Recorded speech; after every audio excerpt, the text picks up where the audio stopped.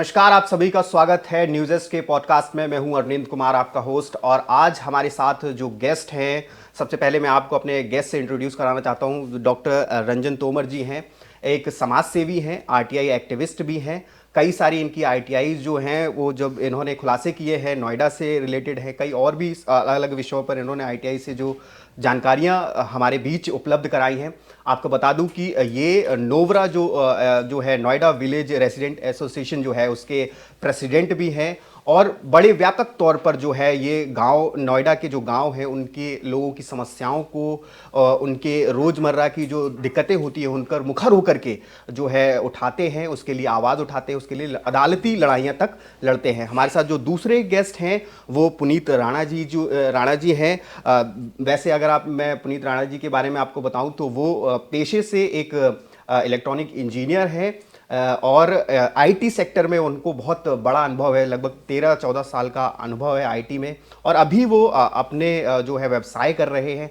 वो जो है नोवरा के महासचिव के पद पर भी इस वक्त कार्यरत है। जो हमारे तीसरे गेस्ट हैं वो अजय सिंह चौहान जी हैं। और अजय सिंह जी के बारे में आपको बताऊं तो अजय सिंह जी जो है वो जो है एक बिजनेसमैन हैं और नोवरा के उपाध्यक्ष भी हैं। तो आज हम इन तीनों गेस्ट को लेकर के अपने पॉडकास्ट पर इसलिए आए हैं क्योंकि जिस तरीके से हमें पता है कि नोएडा जो है एक चकाचौंध भरा हुआ शहर है, बड़ी बड़ी हाई राइज बिल्डिंग्स हैं, लेकिन कहीं ना कहीं नोवरा के जो तहत जो हम लोग गांव के बारे में जानना चाहते हैं कि किस तरीके से जो हाई राइज बिल्डिंग है उनके पीछे, उनकी परछाई में, उनकी जो शैडो है उसकी छाया में जो गांव हैं वो कहीं दबे जा रहे हैं। वहाँ के लोगों की समस्याएं जो हैं वो उन हाई राइज बिल्डिंग से, उस चकाचौंध से टकरा करके कहीं ना कहीं वापस आ जाती है। और हम बात करेंगे कि किस तरीके से यहाँ के जो प्राधिकरण हैं वो किस तरीके से अपनी मनमानी करते हैं, यहाँ के गांव के लोगों के साथ ठगी तक की जा रही है एक तरीके से अगर कहा जाए। इन तमाम विषयों पर आज हम इस पॉडकास्ट में बात करेंगे। आप सभी का हमारे पॉडकास्ट पर स्वागत है सर।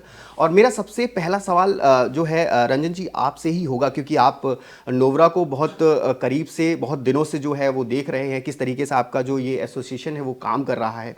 तो सबसे पहले हमें थोड़ा सा जो है अपने बारे में आप बताइए कि आपको ये नोवरा का आइडिया कैसे आया, और आपने जो है किस तरीके से इस फील्ड में आप आए, नोवरा से जुड़े हुए, या फिर समस्याओं को सुनने के लिए। हो सकता था आप किसी और भी उसमें जा सकते थे, पेशे में जा सकते थे, लेकिन आपने यही क्यों चुना? सबसे पहले तो बहुत बहुत धन्यवाद रोनित जी। देखिए, नोवरा जो है इसका एक आइडिया, ये असल में हमने एक सबसे पहले 2016-17 के करीब एक ऑर्गेनाइजेशन हमने सेटअप करी, यूथ लीडर्स ऑफ नोएडा के नाम से। उसमें शहर के बहुत सारे युवा, असल में हम सारे युवा ही थे तब भी और अभी भी काफ़ी हद तक युवा हमारे साथ जुड़े हुए हैं। तो उसमें हम शहर की समस्याओं को टेकअप करते थे, सिविल इश्यूज़ को लेकर, और जो समस्याएं शहर में, गाँव में सम्मिलित रूप से हुआ करती थी, वहाँ से हमने शुरुआत की। जब हम गांव की समस्याओं को समझने लग गए, मैंने भी एलएलबी की है, पीएचडी अभी फ़िलहाल कंप्लीट हुई है, तो जैसे जैसे कानूनी एस्पेक्ट्स को हमने समझना शुरू किया गांव में, हम क्योंकि हम गांव के निवासी हैं, तीनों ही जो यहाँ पे आपके गेस्ट बैठे हैं, हम तीनों ही अलग अलग गांव के निवासी हैं नोएडा के। हमने अपने गाँव की समस्याओं को सामने से देखा, अपने सामने परिस्थितियों को बदलते देखा है। यहाँ की ज़मीनों में पहले हमारे खेतों को देखा है, खेतों से धीरे धीरे सेक्टर्स को बनते हुए देखा है, जंगल से आज का शहर बनते हुए देखा है। और यहाँ के लोगों को जो शहर, गांव के अंदर जो समस्याएं हैं, जो पहले किसी और तरीके की हुआ करती थी, आज हमें बहुत सारी उम्मीदों के साथ कहा गया, बहुत सारे प्रोमिसेस किए गए, उन प्रोमिसेस के इतर अगर कुछ बदलाव हुआ, क्या क्या परेशानियां हुई, वो मैं आपको भी बताऊंगा अभी पॉडकास्ट के दौरान। तब हमें लगा कि हाँ, एक एनजीओ की आवश्यकता है, एक ऑर्गेनाइजेशन, मजबूत ऑर्गेनाइजेशन की आवश्यकता है। एक उसमें एड ऑन फैक्टर था कि 2015 में हमारे नोएडा, बल्कि जो इंडस्ट्रियल टाउनशिप्स हैं, उनमें ग्राम पंचायत प्रणाली को समाप्त कर दिया गया। और आपको पता है कि गांव के अंदर अगर एक ग्राम पंचायत नहीं है तो आपकी रिप्रेजेंटेशन नहीं है। और ग्राम पंचायत या जो ग्रास रूट लेवल रिप्रेजेंटेशन है, जब वो नहीं रहेगी तो समस्या गांव के लोगों, बहुत सीधे लोग हैं हमारे यहाँ के गांव के, उन समस्याओं के लिए वो सीधा कहाँ जाएंगे? अधिकारी के पास, एमएलए के पास जाएंगे। सीधा सीधा एमएलए के पास एक गाँव का आम नागरिक तो जा नहीं सकता। तो इन समस्याओं के निस्तारण के लिए, इन समस्याओं के लिए लड़ने के लिए, लोगों की आवाज़ बनने के लिए, जब हमें दिखा कि कोई नहीं बचा है, तब हमने नोएडा विलेज रेजिडेंट एसोसिएशन की नींव रखी। शुरू के 1-1.5 साल तो हमने बिना रजिस्टर्ड करे ही कार्य किया। रजिस्ट्रेशन की मैंडेटरी रिक्वायरमेंट नहीं होती है, कानूनी रूप से किसी भी ऑर्गेनाइजेशन को रजिस्ट्रेशन करने की आवश्यकता नहीं है, लेकिन फिर भी हमने रजिस्ट्रेशन इसलिए कराया क्योंकि सीरियसली नहीं लेते थे लोग हमें पहले। फिर हमने धीरे धीरे जब लड़ाई लड़नी शुरू करी और लोग थोड़ा बहुत जाने लग गए, तो लोगों का ये एडवाइस भी हमें आई बड़े बहुत सारी ऑर्गेनाइजेशन से कि आपको रजिस्टर्ड होना चाहिए। तब हमने नोवरा को रजिस्टर्ड कराया 2019 में। अभी हाल ही में छठी वर्षगांठ हमने मनाई है। तो मैं आपसे एक सवाल और नोवरा के बारे में पुनीत जी आपसे मैं पूछना चाहता हूँ कि नोवरा की जो कार्य प्रणाली है वो किस तरीके की, क्या काम करते हैं आप लोग एग्जैक्टली जैसे एक तो मोटा व्यापक तौर पे अगर हम देखेंगे तो वो आप लोग गांव वालों की मदद करते हैं इसके थ्रू, जो उनकी समस्याएं हैं उनको, लेकिन जहाँ तक मैंने पढ़ा और मैंने जाना कि आप लोग और भी बहुत कुछ इसके थ्रू, इसके द्वारा जो है वो आप लोग और भी बहुत कुछ करते हैं। तो क्या है, मतलब कैसे आपकी कार्य प्रणाली है पूरी, किस तरीके से आप लोग काम करते हैं इसमें? जी अरुण जी, जैसे रंजन जी ने बताया कि हमारी जो संस्था है, जब हमने संस्था शुरू करी थी तो ये एक अब हम ऐसा कह सकते हैं कि हम 3 मित्र कह लें आप, या हम उम्र एक लोग हम इकट्ठे होकर हमने बस ये सोचा था कि हाँ, उस दौरान हमारे दिमाग में एक ही बात थी कि हाँ, गांव कहाँ शहर कहाँ गांव, ये फ़र्क है, इस फ़र्क के लिए क्या, इन लोगों की लड़ाई कैसे, अगर आज जैसे बताया गया कि एक छोटी सी चीज़ है तो उस छोटी सी चीज़ के लिए कैसे उस अधिकारी तक पहुंचेंगे,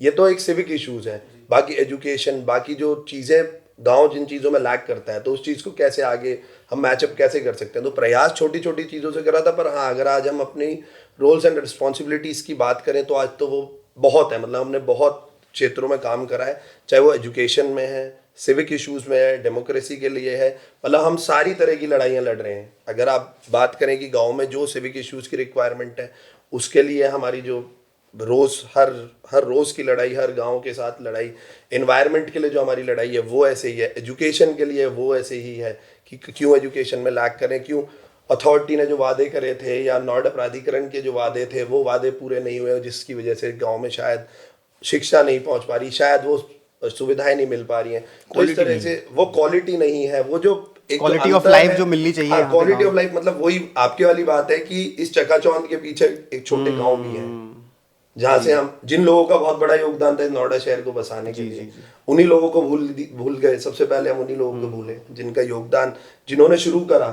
हम सब लोग, हम तीनों, अगर हम अपनी बात करें तो रंजन जी रोहिल्लापुर गांव से, मैं छलेरा गांव से हूँ, हमारे उपाध्यक्ष अजय चौहान जी वाजिदपुर गांव से, नंगली वाजिदपुर से।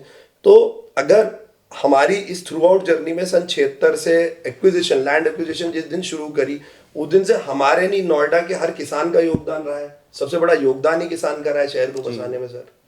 अच्छा, मेरा पुनीत जी आपसे एक व्यक्तिगत सवाल भी है। जैसे हम लोग देखते हैं आजकल के युवा जो होते हैं वो इन सब चीज़ों में पढ़ना नहीं चाहते, प्राधिकरण से लड़ना हो या समाज की सेवा में हो।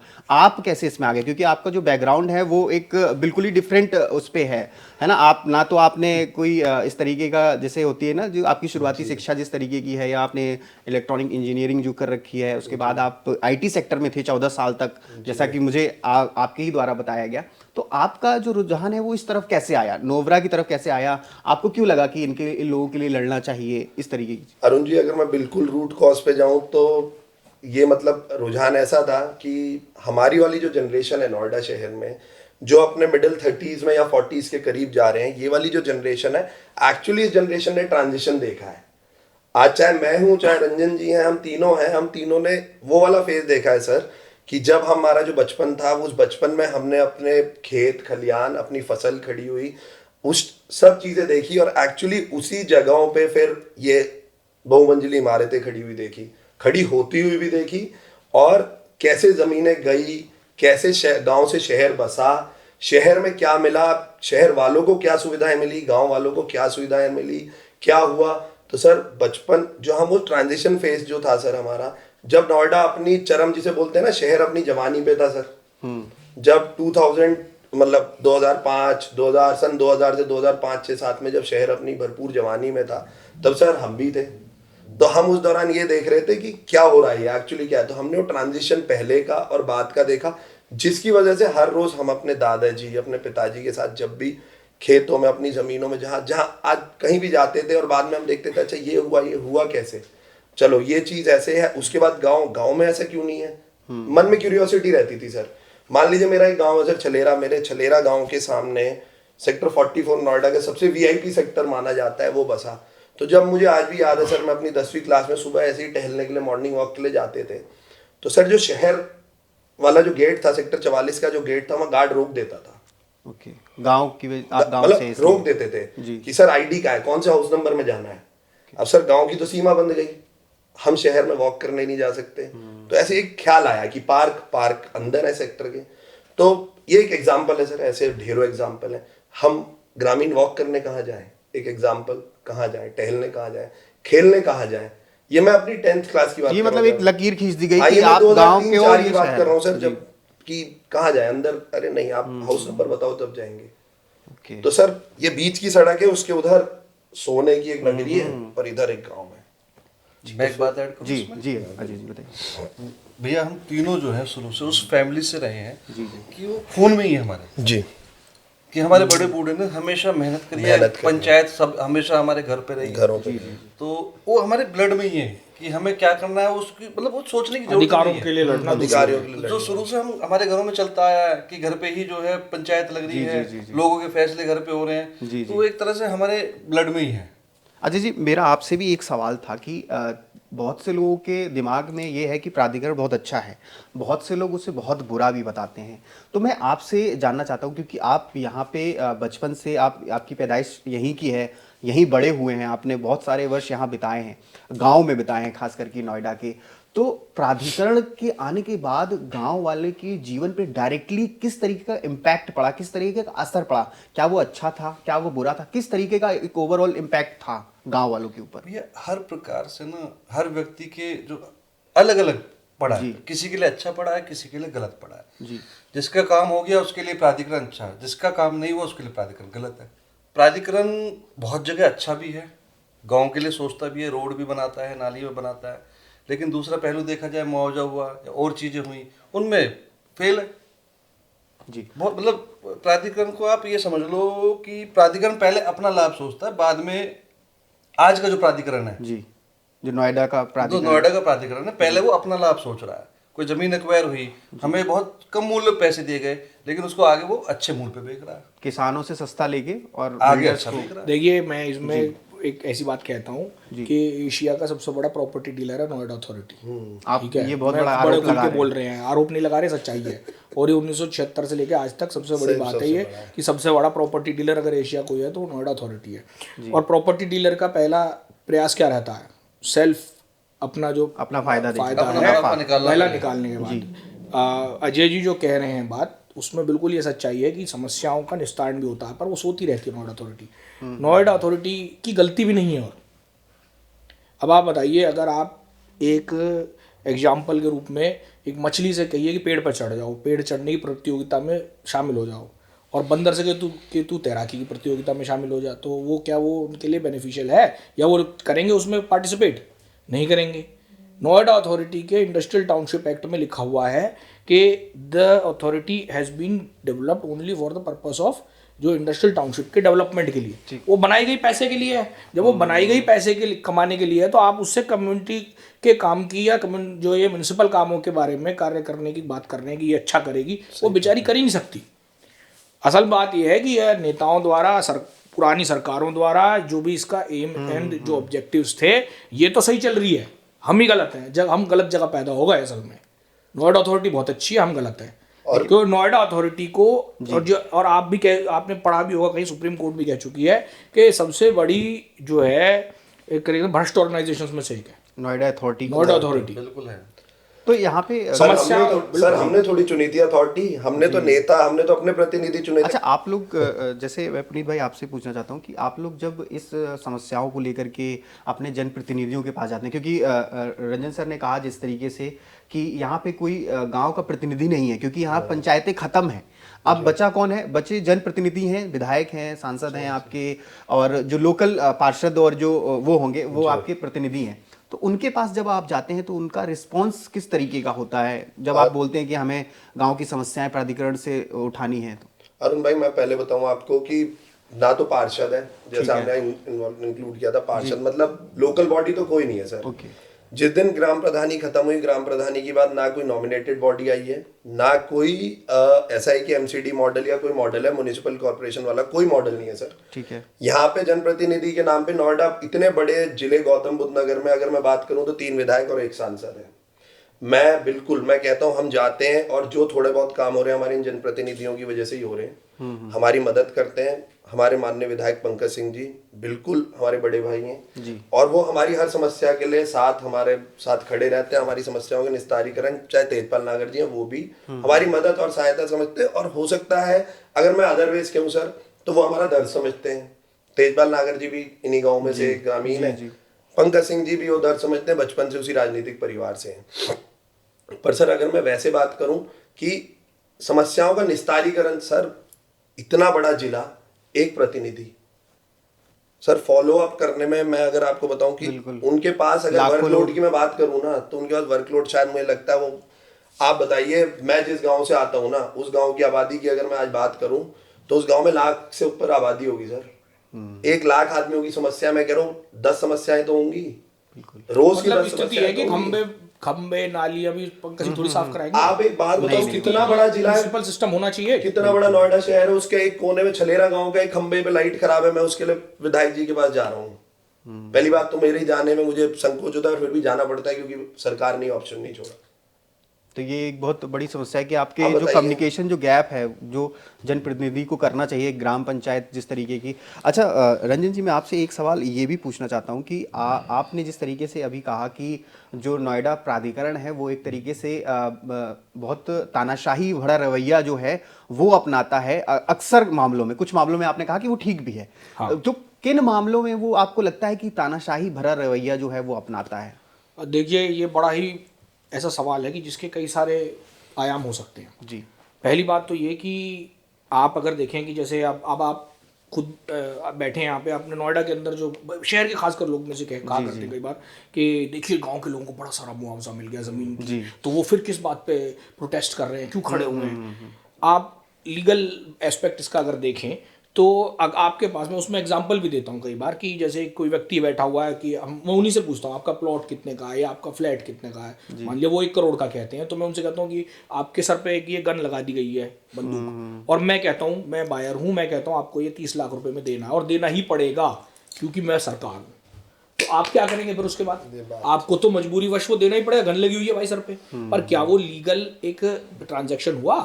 तो ये तो इसको तो आप फिर एक्ट क्या कहता है? गुंडागर्दी भी कह रहे हैं। तो गुंडागर्दी ही है। जब आप एक बताइए बात हमें कि वो इमरजेंसी लॉज वो लगा रहे हैं क्लॉज, उसके अंदर इमरजेंसी क्लॉज कब लगाई जाती है? जब कभी युद्ध हो रहा हो, सूखा पड़ा हो, बारिश आ गई हो, बाढ़, एलए में फायर हो रही है, वो इमरजेंसी होती है। आप बिल्डर को बेचने के लिए कैसे मेरे से जमीन ले सकते हैं इमरजेंसी क्लॉज के अंदर? मेरी जमीन बेच के आपने जेपी को दे दी, आपने बड़े बड़े मॉल खड़े कर दिए और मुझे आपने जो है पैसे दिए हैं वो उसका जो मार्केट रेट है उसका 2% भी नहीं है। तो ये तो बेवकूफ़ी वाली बात हो गई ना, ये तो लूट ही हुई। तो क्या कोई ऐसी बॉडी नहीं है जो इन सब चीज़ों पे नकेल कस सके? क्या नोएडा प्राधिकरण सरकार से, अदालतों से क्या सबसे बड़ा हो गया है आज की डेट में, आपको ऐसा लगता है? देखिए, बात ये है कि ये इसका एक होता है ना इनहेरेंट डीएनए में ही प्रॉब्लम है।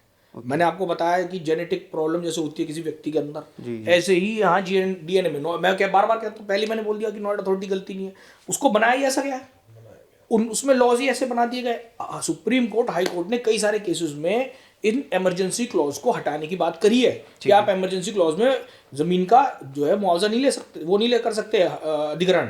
इसी के साथ ही बहुत सारे अधिकार आते हैं नोएडा प्राधिकरण जो हमें देता था, जो कॉन्ट्रैक्ट के दौरान जब कॉन्ट्रैक्चुअल ऑब्लिगेशन होती है तो हमें कहा जाता है दे दो अपनी जमीन, हम आपको इतने में देंगे, 5% प्लॉट देंगे, तुम्हारे बच्चों को नौकरी देंगे, तुम्हारे बच्चों को पढ़ाई में रिजर्वेशन होगा। That should be a matter of right.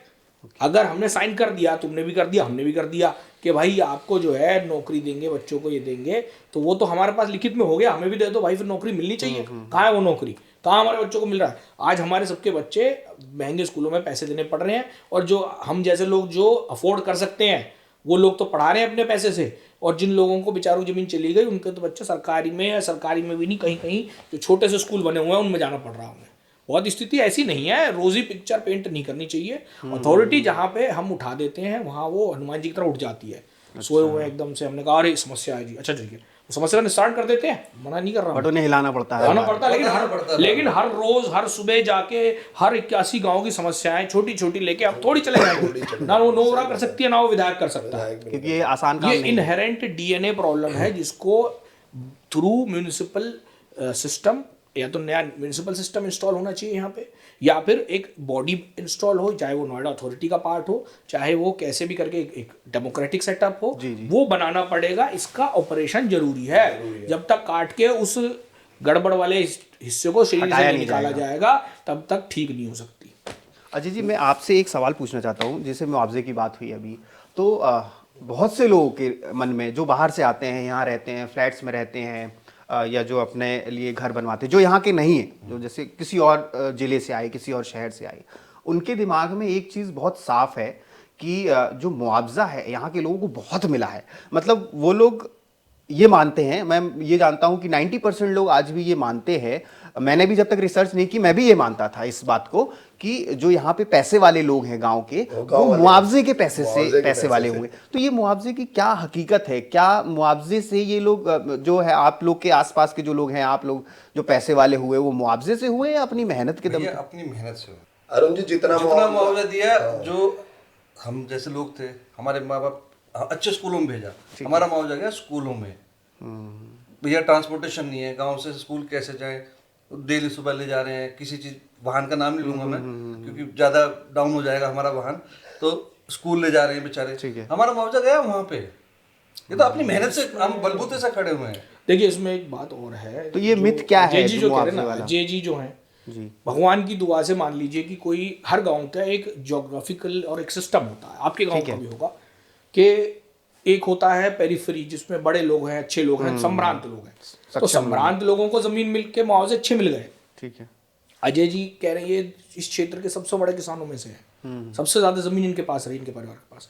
हम हैं, हमारे पास भी अच्छी खासी, हमारे जमींदार फैमिली रही है, इनका भी अच्छा मजबूत फैमिली रही है। तो ठीक है, हम लोगों को मिल गया, लेकिन उन लोगों का क्या, जो बाकी मेजॉरिटी ऑफ द पॉपुलेशन है, जिनके पास जमीन थोड़ी थी, जिन्हें थोड़ी सी जमीन मिली, उन्हें फाइनेंशियल इश्यूज का पता नहीं है, फाइनेंसिस को समझने, किसी ने गाड़ी ले ली, किसी ने घर बना लिया, पैसे खत्म।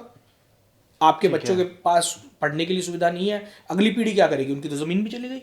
तो बात यह है कि आप जो देख रहे हैं दूर से, वो नजर आ रहा है कि बड़े बड़े गाड़ियां, बड़ी बड़ी गाड़ियां नोएडा में, बड़े बड़े अमीर लोग भी हैं गांव में, लेकिन वो तो वही लोग हैं ना जो पहले से ही अमीर थे, उनके पास पहले से जमीन थी, उनके पास अच्छी हवा भी थी, हम तो कुछ भी नहीं, पहले सब समय मुआवजे वाले नहीं है, आप नहीं कह रहे हैं। क्योंकि आजकल मैं जो अपनी फाइंडिंग बताता हूँ, मैं जो अपनी वो बताता हूँ कि आज हम लोग क्या सोचते थे, जब कोई यूपी 16 की है ना गाड़ी, यहाँ पे यूपी 16 की कोई बड़ी गाड़ी मतलब फॉर्च्यूनर, एंडेवर, जब उल्टी सीधी चलती है तो उसे बोलता है मुआवजे वाले हैं, ये देखो इनको चिंता नहीं है किसी चीज की। तो ये भ्रम है मुआवजे के लिए। ये मैं आपको एक बात बताऊं जी, यूपी 16 जेवर तक लग रहा है, जेवर में अच्छा मुआवजा मिल रहा है, तो वो एंडेवर फॉर्च्यूनर हो सकती है, जेवर की चल रही है। वो अभी मैं पहले की बात बता रहा हूँ, तो जेवर तो अभी आया है, बहुत रेयर। पहले मुआवजे की बात पे बता दूं आपको कि मुआवजा इतना मिलता है कि अगर जितना मुआवजा एक आदमी को मिला है, मान लो एक उदाहरण है, आप किसी गांव को उठा लो, मैं तो किसी को भी कह रहा हूँ, क्योंकि जिनकी पुरानी जमीन गई उनके लिए, उनके आसपास शहर पुराना बसा था,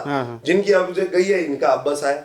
अगर मैं एक्सप्रेसवे के अभी के गांव की भी बोलूं, जिसकी 50 बीघे जमीन का जितना पैसा मिला है, उसमें उसे विकसित शहर में एक प्लॉट नहीं मिलेगा अथॉरिटी का, उतने पैसे से वो एक प्लॉट नहीं खरीद सकता। 50 बीघे वाले कितने किसान रहते हैं गांव में, और 50 बीघे के कितने किसान होते हैं। दूसरी बात अरुण जी, एक बात तो इसमें और, अभी जैसे रंजन जी और अजय जी ने बोला, हमारे घर वालों ने हमें विद्या दे दी, ठीक है, एजुकेशन के लिए अच्छे स्कूलों में भेज दिया, अच्छे कॉलेजेस में पढ़ाई लिखाई मिल गई।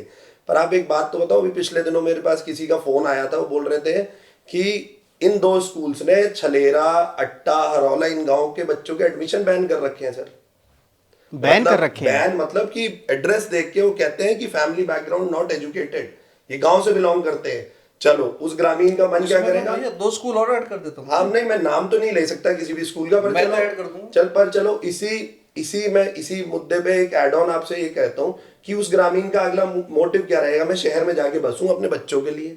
शहर में बसने के लिए उसे शायद जो 50 बीघे का पूरा पैसा मिला है वो भी पर्याप्त नहीं है शहर में बसने के लिए। तो शहर और गांव की दूरी इतनी है सर। तो मतलब अजय जी, आपने जो कहा कि स्कूल्स में जिस तरीके आपने कहा, मैं नाम बता सकता हूँ, तो मैं ये जानना चाहता हूँ, पहले तो या तो ठगा गया आप लोगों को एक तरीके से, जिस तरीके से आपकी बातों से पता चला कि आपको बहुत बड़े तौर पे ठगा गया, बहुत सुहावने वो दिखाए गए, सपने दिखाए गए, नौकरी मिलेगी और मुआवजा अच्छा मिलेगा और जो चीजें जो भी वादे किए गए। अच्छा, अब यहाँ पे ये भी हो रहा है कि स्कूल्स में एडमिशन गाँव के नाम पे नहीं मिल रहा है। हाँ, गांव के नाम पे हो सकता है, आधे स्कूल तो गेट पे गार्ड भी पूछता भी है कहाँ से आए हो, मैं गांव से, गार्ड भी अंदर, फॉर्म तो बहुत दूर की बात, गार्ड भी भगा देता जब भैया गाँव वालों की एंट्री नहीं है। और एक जबकि आप यहीं के रहने वाले हो, आप ही की जमीनों में वो स्कूल है। मिलो स्कूल है। और एक और बताऊं आपको, उसमें आरटीई के तहत एडमिशन होता है जी, राइट टू एजुकेशन में गरीब लोगों का। जी, जी। तो गांव के जो लोग ऐसे थे जिनके बेचारों को कम पैसे मिले या जिनका पैसा नहीं रहा, थोड़ी बहुत ज़मीनें थी, उनके बच्चों को आईटी में अगर वो फॉर्म के एडमिशन भी हो जाता है ना बाई चांस किस तरीके से, तो उस पर वो क्वेश्चन करते हैं, इनके घर में तो एक छोटी गाड़ी है, या मान लिया इनके घर तो पक्का घर है। भाई नोएडा के अंदर एक पक्का घर होना भी बहुत बड़ी सजा हो गई हमें, मूल किसान है, ज़मीन भी चली गई। और उसके बाद मेन एग्जाम्पल है ऐसे ऐसे जिसमें मैं बता नहीं सकता कि जिसमें उनके साथ डिस्क्रिमिनेशन होता है। आप अगर गेट से अंदर जाओगे ना, उनके बच्चों के साथ डिस्क्रिमिनेशन होता है, उनके साथ होता है। 2 या 3 साल में वो इतने प्रेशराइज्ड हो जाते हैं कि वो बच्चों को वहाँ से निकाल के और छोटे स्कूलों में करा देते हैं सर। तो ये तो एक तरीके से आप लोग दो तरफ से, जैसे होता है ना जो पिसते हैं, एक तो आपको प्राधिकरण की तरफ से आपको एक तरीके से जो है हैरेस किया जा रहा है एक तरीके से, और दूसरा मेंटली तौर पे जो हैरेस किया जा रहा है वो यहाँ की, अगर आप चाहो कोई सुविधा लेना तो सिर्फ आपके गांव के नाम पे डिस्क्रिमिनेट किया जा रहा है, भेदभाव किया जा रहा है। क्या आपने कभी नोवरा के थ्रू इन समस्याओं को उठाया? बहुत उठाया सर, बहुत। उसमें क्या फाइंडिंग थी आपकी? मैं फाइंडिंग बताता हूँ इसमें। एक आरटीआई के थ्रू बहुत तूफान मचा था हमारा। हमने एक आरटीआई के थ्रू पूछा था इनसे, अथॉरिटी से, कि जो ये 5% वाली जो बात थी ना, कि उसको पब्लिक करने के लिए कि कितने प्रतिशत का जो हमें रिजर्वेशन है नौकरी के लिए और स्कूल्स के लिए। तो ऑफिशियल रिकॉर्ड है जिसमें उन्होंने 5% का बताया था कि 5% का तो है ही है।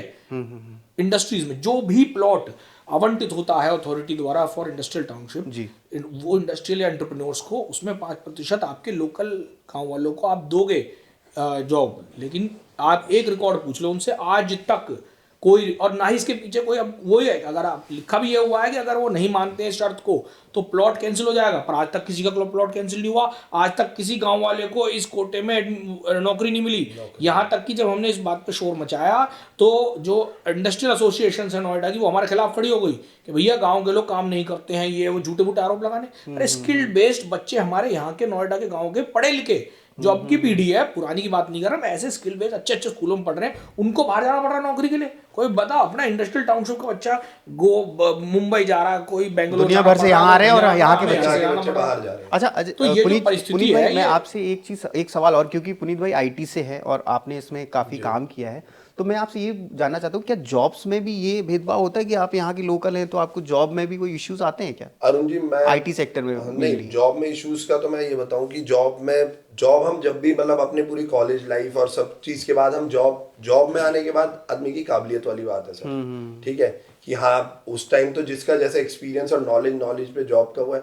पर मैं ये जॉब में ये जरूर ऐड करना चाहूंगा सर आपका, कि जो जितनी आईटी इंडस्ट्री यहाँ पे है, जितनी आईटी कंपनीज यहाँ पे हैं, या जितना वो है, अगर जब हम रिज्यूम के उससे जाते हैं, ठीक है, तो इनिशियल जब एक फ्रेशर बच्चा आईटी कंपनी में एंट्री लेने की सोच रहा होता है ना सर, ठीक है, तो मैं ये तो नहीं कहूंगा, मैं पिन पॉइंट नहीं करूंगा, बट हाँ उसके लिए डिफिकल्टीज होती हैं। स्टार्टअप्स उसे इसलिए एंटर नहीं करने देते, बोलते हैं ये जॉब छोड़ जाएगा क्योंकि ये तो लोकल है, संपन्न है, ये वर्ड्स है सर, वो फेस करता है आदमी, कहता है इसके बाद तो पैसा है, इसके बाद तो मुआवजा है, किराया है, ये तो 1 महीने 2 महीने करेगा, इसे इसलिए नहीं दे रहा। फ्रेशर को कोई स्टार्टअप इसलिए जॉब नहीं दे रहा।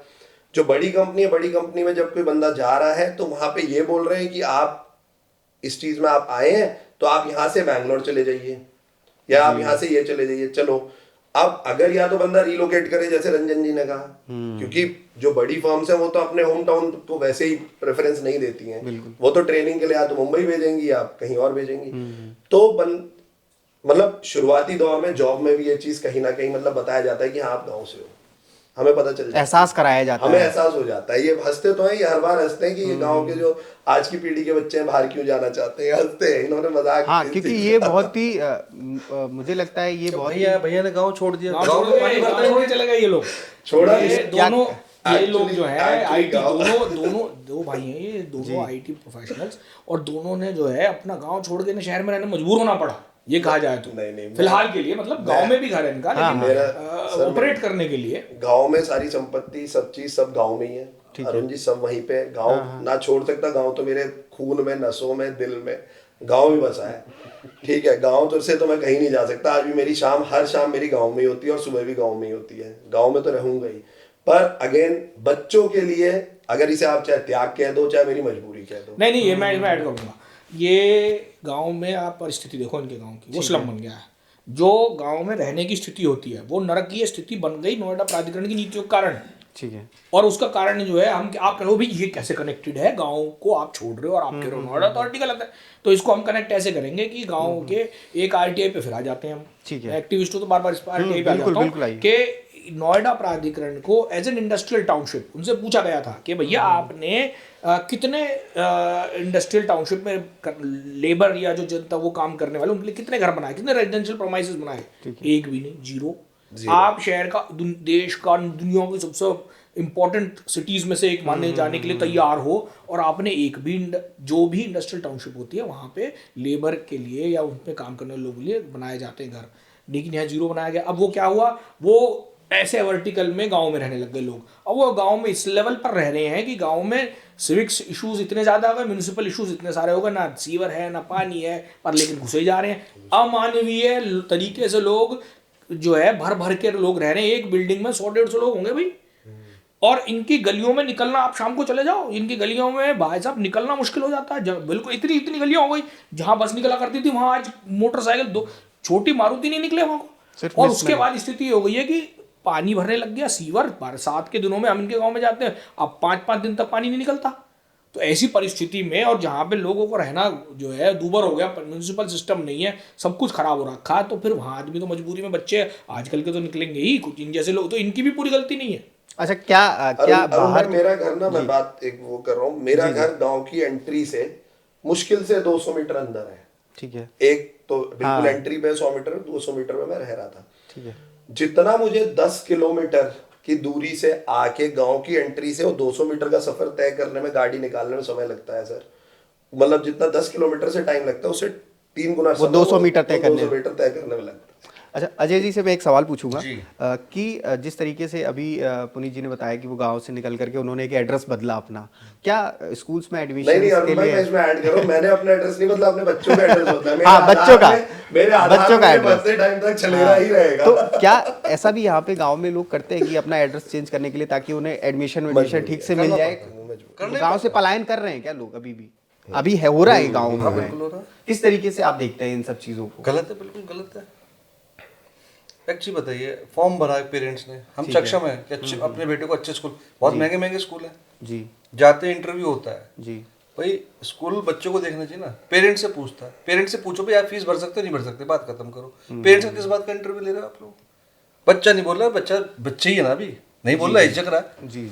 मतलब बहुत गलत वे पैसे वाले, मतलब ये स्कूल आजकल इस तरीके से बढ़ गया कि इस स्कूल में नेता के बच्चे पढ़ेंगे बस, इस स्कूल में बिजनेसमैन के बच्चे पढ़ेंगे बस, इस स्कूल में मतलब किसी कंपनी का अच्छा ब्रांड है, बहुत यहाँ पे ज्यादा ये सिस्टम है कि उस कंपनी का ही वो बच्चे आएंगे, मतलब जो उसमें जॉब कर रहे हैं, ये ज्यादा सिस्टम है, बहुत खराब। इसमें एक बात बताऊं मैं आपको, जो गांव के बच्चे हैं ना, वो शुरुआत में थोड़े हिचकते हैं, लेकिन उसके बाद ऐसी स्थिति हो गई है कि गांव के बच्चे 12वीं तक आते आते ना टॉपर होते हैं स्कूल के, और IIT IIM में हमारे गांव के बच्चों ने ऐसे ऐसे झंडे गाड़ रखे हैं, एग्जाम्पल देते देते थक जाऊंगा मैं यहाँ पे। और आज स्थिति ये हो चुकी है, और हर बच्चे को आप सिर्फ इस बेसिस पे डिस्कार्ड कर देते हो कि ये ढंग से बोल नहीं पा रहा है, क्वेश्चन हर एकदम आपने क्वेश्चन, या उसके गांव में किसी है, उसके एड्रेस में कोई गांव लिखा हुआ है, एड्रेस पे गांव हुआ, तो आप कहीं ना कहीं जो डिस्क्रिमिनेशन है वो प्रेवलेंट है और बहुत अच्छी तरीके से। मैं एक चीज और ऐड करूंगा जी, गांव में कोई भी पेरेंट्स जल्दी से इंग्लिश में बात नहीं करता, सब हिंदी में नॉर्मल है, बिल्कुल स्वभाव जी, बच्चा भी वही सीखेगा। शहर में ज्यादातर क्या माहौल है कि पेरेंट्स जो हैं इंग्लिश में बात करते हैं जी, ऐसा भेदभाव हमारे साथ क्यों होता है बच्चे के साथ? ठीक है भाई, हम नहीं बोल रहे ना, बच्चा तो हमसे सीखेगा, बिल्कुल, और स्कूल में सीखेगा, बाद में सीखेगा, धीरे धीरे सीखेगा, लेकिन उसको मौका ही नहीं मिलता। हमें बताइए, हम अपने जब स्कूल में थे, हमारे टाइम पे हमारे घर वाले तो बिल्कुल ग्रामीण है, मेरे माता पिताजी को तो अंग्रेजी आती नहीं। अब वो अंग्रेजी के बिना जब हम लोग पढ़े और पढ़ते पढ़ते आज PhD कर ली, हमारा एग्जाम्पल भी ऐसा, आज हमसे अंग्रेजी बुलवा लो, खूब बोल लेंगे, we can talk in English, walk in English, and although English is a very funny language. तो इसलिए जो है हमसे, I have done my PhD in environment law, I can speak English fluently, but इसका अर्थ ये थोड़ी है कि मेरे माँ बाप से उसका क्या रिलेशन है। कहीं ना कहीं जो बच्चों की पीड़ा ही तो होगी ये इंग्लिश और ये सब सीखने के बाद, ये डिस्क्रिमिनेशन से ही तो वो है परेशानी। नहीं तो एक बात बताइए, हमने नोएडा के टॉप स्कूल्स में से पढ़े, हम अच्छी, हमारा एजुकेशनल बैकग्राउंड रहा, मैंने इलेक्ट्रॉनिक्स इंजीनियरिंग, उसके बाद मैंने IT से मैंने दूसरी इंडस्ट्री, जो भी पूरा मेरा प्रोफेशनल बैकग्राउंड, इनका प्रोफेशनल बैकग्राउंड में इन्होंने लॉ, LLM, PhD। मैं एक बात में भैया एक ऐड करूंगा। अजय भाई हैं, अजय भाई नेशनल लेवल क्रिकेट सिलेक्शन तक गए हैं। इस सब के बाद, सब करने के बाद भी हम भी कहीं जर्मनी, ये भी कहीं फ्रांस बैठे हो सकते थे सर, जो बहुत इजी ऑप्शन है। पर नहीं, इस सबको बदलने की एक चाह थी, और वो भी एक दिन एक कमरे में बैठे थे। आप चाहे इसे एक्सेंचर से कंपेयर कर लो, चाहे इन्फोसिस से, कि स्टार्टअप मान लो, चाहे हमारी नोवरा को, हम भी कमरे में बैठे थे और हम कहीं पिज्जा खा रहे थे और खाते खाते ये बात हुई कि चलो भाई ऐसे कब कब तक रहेगी। और ये सोच, समस्याओं को देखते हुए जो ये एक सोच है बस। जी, मैं एक चीज अजय और जी। ऐड करूंगा जी। अथॉरिटी इतनी भ्रष्ट है कुछ मामलों में, जी हायर ऑफिशियल्स की बात नहीं करता, ठीक है। पढ़े लिखे बैठे सब पे बैठे आपकी बात सुनेंगे समझेंगे। जो लोअर ऑफिशियल्स हैं वो इंग्लिश का लेटर नहीं पढ़ सकते। मैंने कुछ दिन ठेकेदारी करी, तो मैं जाता था, भाई ये पढ़ के बताइए उसमें क्या लिखा है, कि क्या भेजा है, क्योंकि सेक्टर के लोग तो इंग्लिश में कंप्लेन भेजते हैं। भाई ये बताइए क्या उनको क्या अधिकार है, उनको बताओ। वो पढ़े लिखे क्यों नहीं बैठे वहाँ? क्या आपको भी लगता है गांव का आदमी जो पढ़ा लिखा है उसे मिलनी चाहिए जॉब, उसकी जगह नहीं मिलनी चाहिए। बिल्कुल।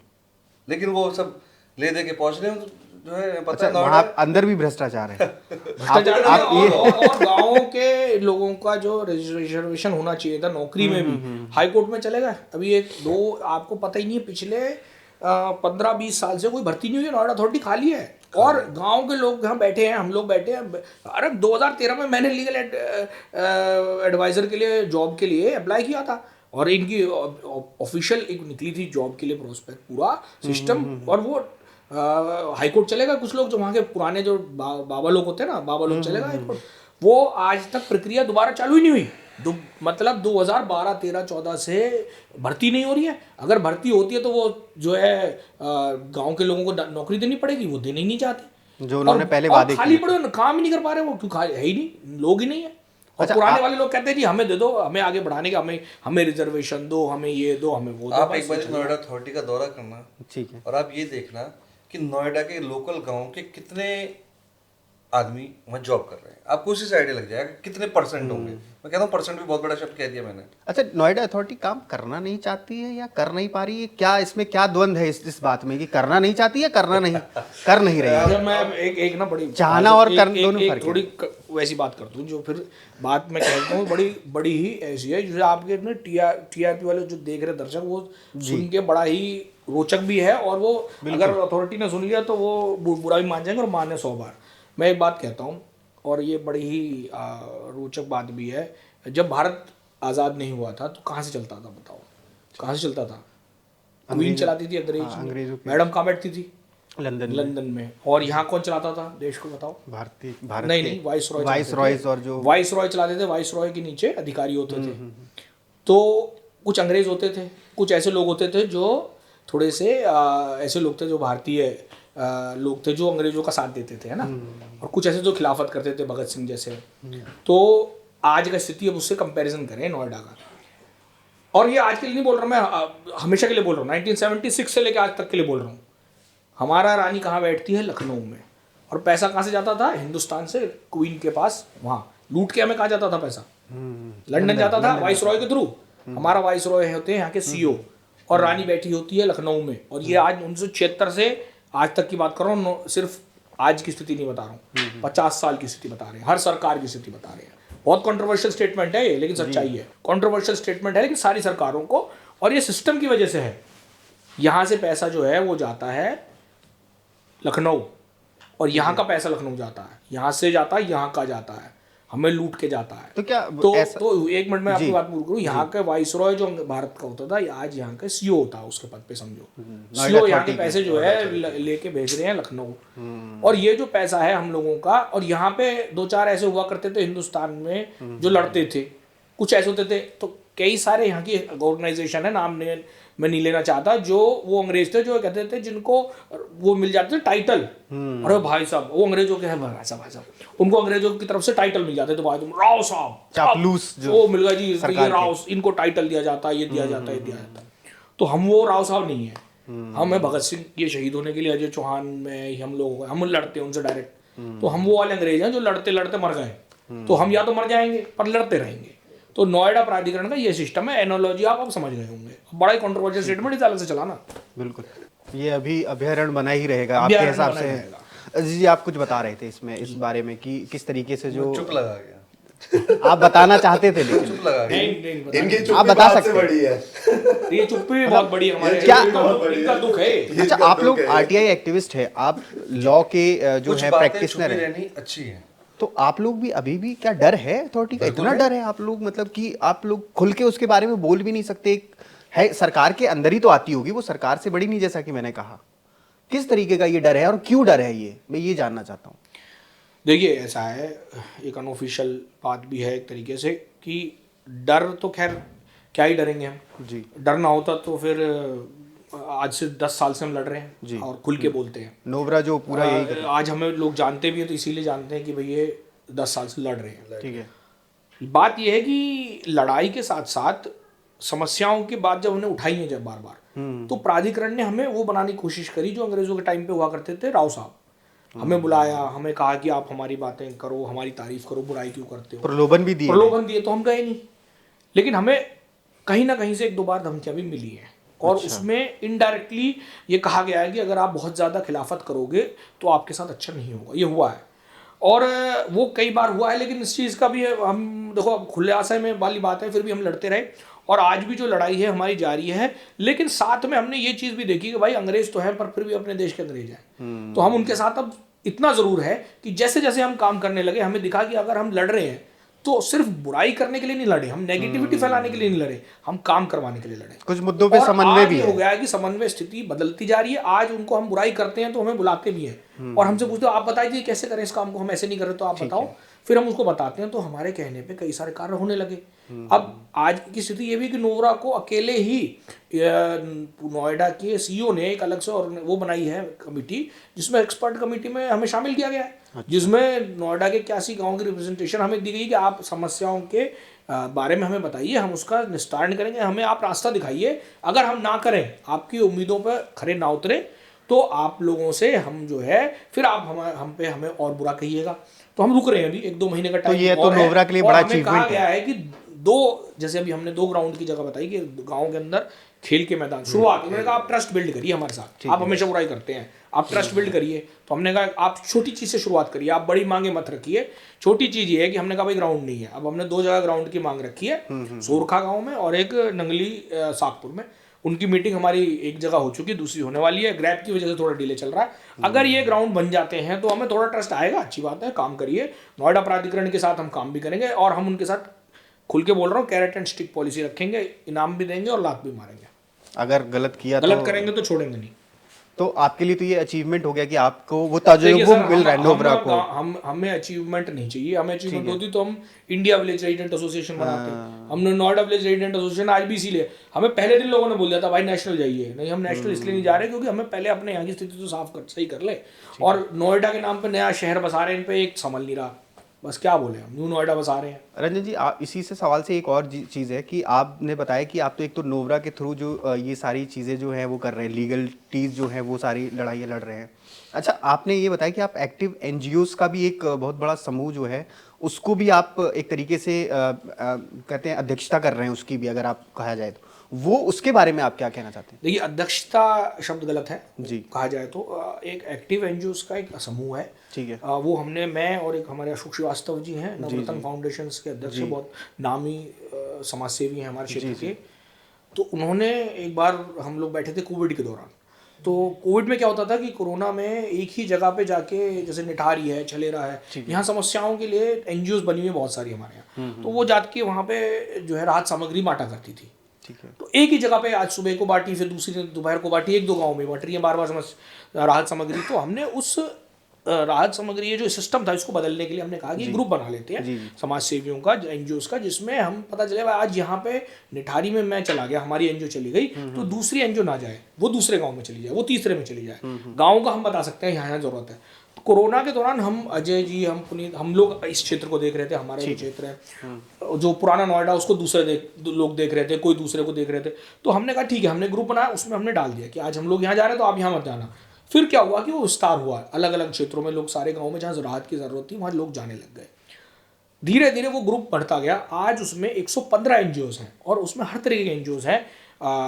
आपकी रेजिडेंशियल एनजीओज भी हैं, फुनरवा जैसी, नोफा जैसी, आपकी इंडस्ट्रियल वाली एनईए जैसी है, ग्रेटर नोएडा की इंडस्ट्रियल एसोसिएशन वाले भी हैं उसमें, आपके जो ह्यूमैनिटेरियन वाले कार्य करते हैं, चैलेंजर्स ग्रुप जैसे बच्चों की जो लिए कार्य कर रहे हैं, महिलाओं के लिए नारी शक्ति जैसी एक ऑर्गेनाइजेशन है, डांस कल्चर हर टाइप की ऑर्गेनाइजेशन हमारे साथ जुड़ी हुई है, रॉबिन हुड आर्मी वाली जो है जैसे, इस टाइप के लोग हमारे साथ बहुत सारे अलग अलग फील्ड्स के लोग जुड़ गए और लोग जुड़ते जा रहे चाहिए उन्हें।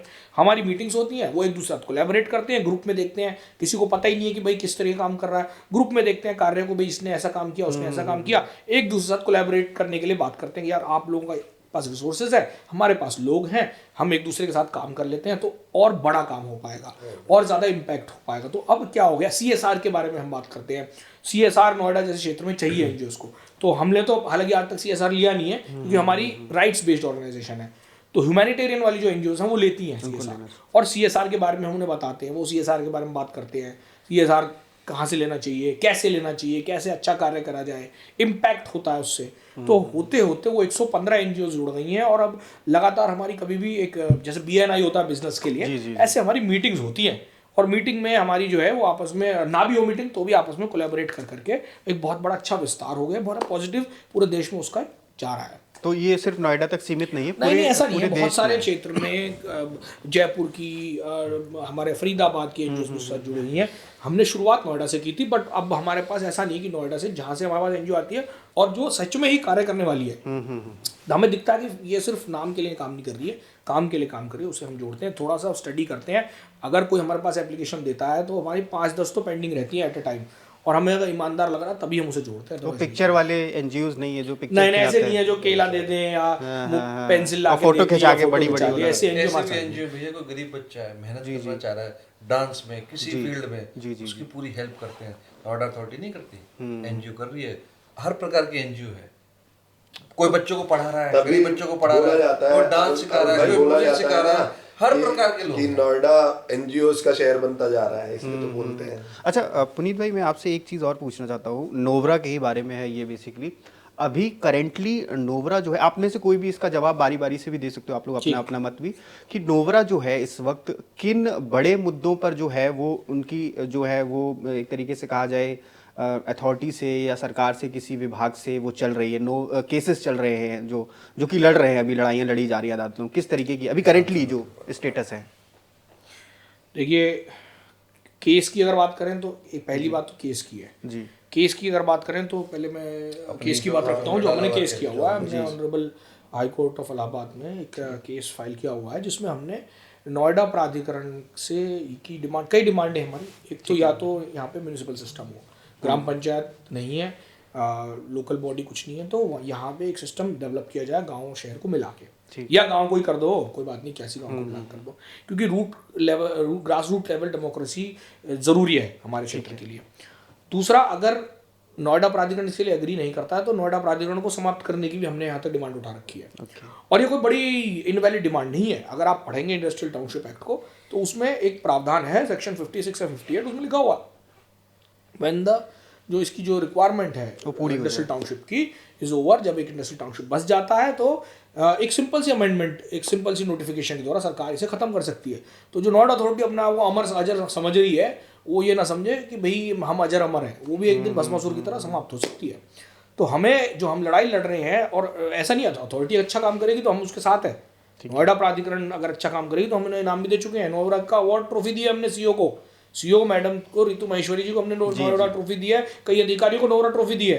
आप खुद सोच रहे होंगे कि भाई ये बुराई भी कर रहे हैं और तारीफ भी कर रहे हैं। भाई हम हैं बड़े रीजनेबल आदमी, अच्छा काम करोगे तो तारीफ करेंगे, बुरा करोगे तो बुराई करेंगे। हम पे बीच की ऐसी लाइन नहीं होती कि भाई एक तरफा ही हो रहे हैं। तो जो कोर्ट में केस है उसमें हमने किया हुआ है कि 243Q, ये थोड़ा टेक्निकल है दर्शकों को समझाने के लिए लैंग्वेज में मैं बता सकता हूँ कि इंडस्ट्रियल टाउनशिप जो शहर होता है उसकी परिभाषा क्या है। हम ये कोर्ट से कह रहे हैं कि कोर्ट जो है वो भारत सरकार से आदेश दे चुकी है कोर्ट भारत सरकार को कि आप बताएं कि इंडस्ट्रियल टाउनशिप की परिभाषा क्या है, जो 243Q के अंदर है उसको परिभाषा को समझाएं, क्या उस परिभाषा के अंदर नोएडा प्राधिकरण आता है। हमारा कहना है कि नहीं आता, और उस परिभाषा में एग्जाम्पल के तौर पे जो है वो ऐसे शहर हैं जहाँ पे टाउनशिप वाले काम होते हैं, जैसे कि कानपुर हुआ या जमशेदपुर हुआ, जहाँ पे एक टाउनशिप है, उस पर स्पेसिफिक उसके उसी से संबंधित घर बने हुए, उससे संबंधित लोग वहाँ रहते हैं, उसे इंडस्ट्रियल टाउनशिप कहा जाएगा, ताकि वहाँ पे राजनीतिक हस्तक्षेप ना हो और इंडस्ट्री आगे बढ़ती रहे। नोएडा में majority of the people industry संबंधित नहीं है, ज़्यादा इंडस्ट्रियल सेक्टर से ज़्यादा रेजिडेंशियल सेक्टर्स हैं। हम लोगों पे क्यों थोपी जा रही है भाई ये बात? हम लोगों ने मांगा है कि भैया देश के अंदर islands of non democracy in the world's largest democracy ना हो। दुनिया के जो है, दुनिया का सबसे बड़ा लोकतंत्र है हम, तो हमारे यहाँ पे छोटे छोटी जो ये बनाए जा रहे हैं आइलैंड को क्या कहा जाता है? टापू। जो ये टापू बनाए जा रहे हैं, गैर लोकतांत्रिक टापू, दुनिया की सबसे बड़ी लोकतंत्र में, इनको समाप्त कर दिया जाए। ऐसा ना करा जाए, क्योंकि बढ़ते जाएंगे। इंडस्ट्री तो बढ़ानी है, देश को बढ़ाना है, इकोनॉमी बढ़ानी है। आप तो टापू बनाते जाओगे, डेमोक्रेसी खत्म हो जाएगी ऐसे तो ये जो टापू बने, इनके एग्जाम्पल को आगे ना बढ़ाएं और यहाँ पे भी डेमोक्रेसी का सेटअप आए वापस, और उसके लिए हमारी लड़ाई। तो ये कोर्ट में जो केस लड़का हुआ अभी वो सब जुडिस है, उसके बारे में ज़्यादा मैं नहीं कह सकता। तो उम्मीद है हमारी कि हमारे हाई कोर्ट जो है इस बारे में कुछ करे। दूसरी बात, जहाँ तक बात है इशूज़ के बारे में, हमारे इशूज़, सिविक इशूज़ के ऊपर लड़ाई चलती रहती है। पब्लिक टॉयलेट की हमने लड़ाई लड़ी 2016-17 से। थोड़ा सा इसका लंबा जवाब कर सकते हैं, शायद वो बाद में हो जाए। हम लोग ने बैठ के, हमने लोगों के साथ बैठ के पब्लिक टॉयलेट के लिए नोएडा प्राधिकरण से बोला कि भाई गांव में पब्लिक टॉयलेट क्यों नहीं है। तो उन्होंने लिखित में दिया, लिखित में ऑफिशियली, कि because there is no possibility of advertisement. ये एडवर्टीजमेंट क्या होता है? पब्लिक टॉयलेट ऊपर बीओटी होता है, बीओटी से बनाते हैं, बिल्ड ऑपरेट ट्रांसफर, और उसके ऊपर एक बिलबोर्ड लगा दिया, उसमें उससे पैसे मिलते हैं अथॉरिटी को, या वो जो जिससे बनवाया प्राइवेट अथॉरिटीज, उसको पैसे मिल जाते हैं। तो उन्होंने कहा गाँव में तो पैसे मिलेंगे नहीं, तो हम नहीं बना सकते। तो हमने ये बात मुख्यमंत्री जी से तक बात पहुंचाई, CMLA से बात की, तो उन्होंने हमारी मीटिंग कराई। हमने अथॉरिटी से कहा आप प्राइवेट ऑर्गेनाइजेशन हो। ये खबर पूरे मीडिया में छाई रही, मीडिया ने हमारा पूरा साथ दिया। टाइम्स ऑफ इंडिया की एक बहुत बड़ी खबर थी, शफक आलम जी वहाँ के रिपोर्टर थे उस टाइम पे, एक बहुत बड़े उन्होंने ऐड लिखी थी कि public toilets near malls, none in villages. तो ये जो थी उसमें हमारी कोर्ट थी पूरी, और उसमें उन्होंने मुझे पूछा कि सीओ साहब नाराज हो रहे हैं। 2019-18-19 की बात है। उन्होंने कहा सीओ साहब नाराज हो रहे हैं, आपने कैसी बात लिखवाई है, आपको प्रॉब्लम तो नहीं है मैं छाप दूँ? मैंने कहा भैया इसको क्लियरली छापो, हमें किसे डर। अरुण भाई वो 4 महीने में अक्षय कुमार बने रहे टॉयलेट मूवी के, सब जगह आपका। आज मानेंगे नहीं, आज 81 गाँव में 100 से ज्यादा पब्लिक टॉयलेट, और आज कोई एडवर्टीजमेंट वाली बात कह के देख ले हमसे। ग्रेटर नोएडा में हमने 100 से ऊपर टॉयलेट बनवा दिए। तो ये जो लड़ाइयाँ हैं, फिर उसके बाद अब आप आ जाते हैं मुख्य विषय पे, किसानों का विषय, जिसके लिए हमारे जो है अजय जी हैं, ये किसान जो हमारे एक तरीके से समझिए कि जैसे किसानों के मुद्दों पे ये बहुत ज़्यादा मुखर रहते हैं। तो इन्होंने जो है वो बात बार बार भी की, और हम लोगों पीड़ित हैं, हमने आज तक, हमें तो मुआवजा ही नहीं मिला आज तक 2003 से। किसानों के इतने मुद्दे हैं, मुआवजे से रिलेटेड, 5% से रिलेटेड, 10% से रिलेटेड, 64% रिलेटेड, आबादी निस्तारण से रिलेटेड। आप दिल्ली में चले जाइए, हम तो एग्जाम्पल ऐसे देते हैं जो आराम समझ आ जाता है। हम बात करते हो आपको लालच नजर नहीं आएगा, आपको समझ आ जाएगी भाई परेशानी क्या है। दिल्ली में जब अधिग्रहण हुआ तो गांव की सीमा, जहां सीमा थी वहां से नहीं नापी गई, फ्यूचर डेवलपमेंट के लिए छोड़ दी गई जगह, फिर नापी गई, इतनी गोल घेरा बना के पेरिफेरी, एक बफर जोन क्रिएट करा गया फ्यूचर डेवलपमेंट के लिए। आप जिस दिन ले रहे हो उस दिन थोड़ी आगे बढ़ेंगे बच्चे, पहले से बढ़ता आ रहा है गाँव तो। लेकिन हमारे नोएडा में क्या हुआ, जहां पे लोग रह रहे वहीं का करके बाकी सब कर दिया, ये तो भाई वो है लोगों के घरों की, मतलब जैसे बड़ी घर की बाउंड्री है उसके बीच से भी दीवार है, क्योंकि एक्विजिशन ही कागजों से हुआ है। और गाँव के अंदर जो है आधे गाँव इलीगल बना रखे उन्होंने, अपने अथॉरिटी ने अपने बता दिए। तो ये गाँव की स्थितियां हैं। 5% बोल दिया कि जिनको 5% मिल गया मुआवजा, बढ़ के होता था, एक 5% के प्लॉट थे, तो उन्होंने कहा कि आप कोर्ट नहीं जाएंगे, प्लीज आप कोर्ट नहीं जाओ, हम सबको दे देंगे। तो किसान मान गए, बेचारे सीधे होते हैं हम लोग किसान, और बाद में कह दिया नहीं मिलेंगे जी। बताओ ये क्या धोखा है। फिर कोर्ट कह रही आप क्यों नहीं आए, समय सीमा निकल गई। तो कितना बड़ा धोखा हमारे साथ। ये तो सिंपल सी भाषा है जी। और 5% किसानों का मिला हुआ है, किसी एक मुआवजे के तौर पे दे दिया, ठीक है। पहली कंडीशन 2 साल में बनाओ।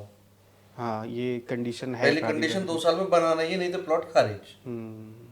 दूसरी कंडीशन, उस पर कोई व्यवसाय नहीं कर सकते, अथॉरिटी के लिए यूज नहीं कर सकते। कर रहे हैं काफी लोग, जिनके पास कोई व्यवसाय नहीं बच रहा, क्या करेगा। अच्छा अरुण भाई एक बात तो सोचो, जमीन हमारी नहीं, ठीक है, जो प्लॉट इन्होंने 5% वाले दिए वो हमारे नहीं, उस पे इनकी मर्जी से ही चल रहा है। आप व्यवसाय नहीं कर सकते, आप कुछ नहीं बना। उस समय सीमा में आपको बनाना है।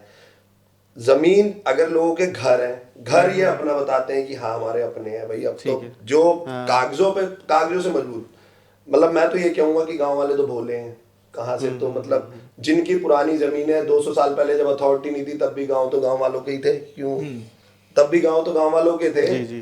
पर आज अथॉरिटी जिस दिन आई उस दिन से जो कागजों में तेज रहा होगा शायद उसके पास तो कागज होंगे या चीजें, नहीं तो लोगों के गांव के घर भी अपने नहीं है सर, तो भी अथॉरिटी की ही उस पे लड़ते रहेंगे। अच्छा, अथॉरिटी क्या लीज पे भी कुछ लिखती है घरों पे जिनके जैसे आपने बताया डॉक्यूमेंट्स नहीं है? 5% के प्लॉट है सब लीज वाले 99 इयर्स वाले जो होते हैं, नोएडा शहरी लीज और वो 99 इयर्स के बाद जो या तो पहले भी कभी भी वो अथॉरिटी अपनी को कर या तो सकती है। एक्सटेंड होगा या जो भी होगा, मैं वही तो कह रहा हूँ, नहीं पता ना। अच्छा, किसानों के बारे में मैं ये जानना चाहता हूँ, जैसे किसानों ने अभी बीच में प्रदर्शन भी किए थे, बहुत से लोगों को नहीं पता होगा कि 5%, 10% क्या है, 20% क्या है, या और परसेंटेज क्या है ये नहीं, मतलब जो नॉर्मल लोग हैं, जैसे शहर के लोगों को नहीं पता है, जिस तरीके से एक आम आदमी, जो हर आदमी जैसे गांव का नहीं है वैसे ही जो शहर के लोग हैं उन्हें नहीं पता कि, क्योंकि टीवी पे जो लोग देखते हैं कि यार क्यों लड़ रहे हैं ये लोग, है ना, इनको तो मुआवजा मिल गया है, वही वाली बात फिर आ गई कि इनको तो मुआवजा मिल गया, अब क्यों लड़ रहे हैं ये लोग 10% के लिए, 15% के लिए, क्या दिक्कत है इन्हें?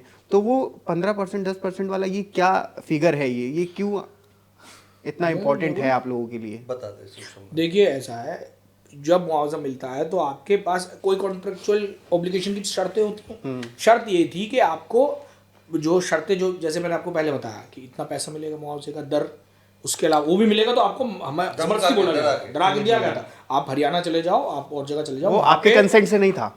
हाँ, हरियाणा में और बाकी जगहों पे कंसेंट लिया जाता है, किसान से डायरेक्ट कौन खरीदता है, बिल्डर। और हमारे यहाँ कौन है, बिचौलिया, नोएडा अथॉरिटी। तभी मैं कहता हूँ सबसे बड़ी प्राइवेट प्रॉपर्टी डीलर अथॉरिटी। आप भी, आपका मूल गांव जहाँ होगा वहाँ आपकी खेती की जमीन आपकी अपनी है ना, यहाँ आपकी जमीन आपकी हो कि आपकी नहीं है, जब तक जिस दिन वहाँ धारा 4, धारा 6 मतलब जो भी डेवलपमेंट के नाम पे जैसी अथॉरिटी आएगी तो वो जमीन आप खाली उसको इस्तेमाल कर रहे हो, नहीं आपके पास ऑप्शन ही नहीं, आपका अथॉरिटी के देने से अलग कोई ऑप्शन ही नहीं। अब हम इस पे आ जाते हैं, जो आप बता रहे हो कि मुआवजा इतना दर पे आपके गन लगा के बंदूक लगा कह दे इतने में देना है तो आपको देने पड़ेगा, आपने दे दिया, ठीक है, आपको मैं क्या दूंगा, आपको मैं 5% का विकसित प्लॉट दूंगा, लेकिन 5% के विकसित प्लॉट के एवज में आपका 5-10% मुआवजा काट लूंगा। वो काट के उसके पैसे दिए, वो भी ऐसे नहीं कि गिफ्ट में दे दिया, वो हमारे मुआवजे में से काट के दिया पैसे, पहली बात। दूसरी बात, फिर आपको जो भी आपको 5%, कुछ लोगों फिर उन्होंने नई नीति निकाली 10% देंगे, जब 10% देने का कर दिया और आपने कोर्ट में कुछ लोगों सबको बोल दिया नीतिगत फैसला तो सब पे अप्लाई होना चाहिए। Article 14 of the constitution of India says कि राइट टू इक्वालिटी है, इक्वालिटी कहाँ है यहाँ, आपने बोल दिया सबको है, फिर आपने कहा नहीं, और कोर्ट, कुछ लोग कोर्ट चले गए जब इन्होंने नीति वापस ली, तो उन्होंने कहा नहीं भाई, जब हमारा उस टाइम फ्रेम में वो ली गई जमीन तो हम पे अप्लाई होना चाहिए। आप कह रहे हो ठीक है, एक काम करो, आप कोर्ट मत जाओ, हम आपको दे देंगे। अच्छा। और फिर उसके बाद आप कहते हो कि नहीं यार अब नहीं दे रहे हम। ये अनऑफिशियली कहा गया, ऑफिशियली नोटिफिकेशन है, अखबार में निकलवाई है कि भाई साहब आप जो है कोर्ट मत जाओ, आपको हम पैसे दे देंगे 10% या प्लॉट दे देंगे या पैसे दे देंगे। तो अब बताओ हमें कि हम कहाँ जाए, और जिसके 1-2 बीघे जमीन होगी उसका क्या?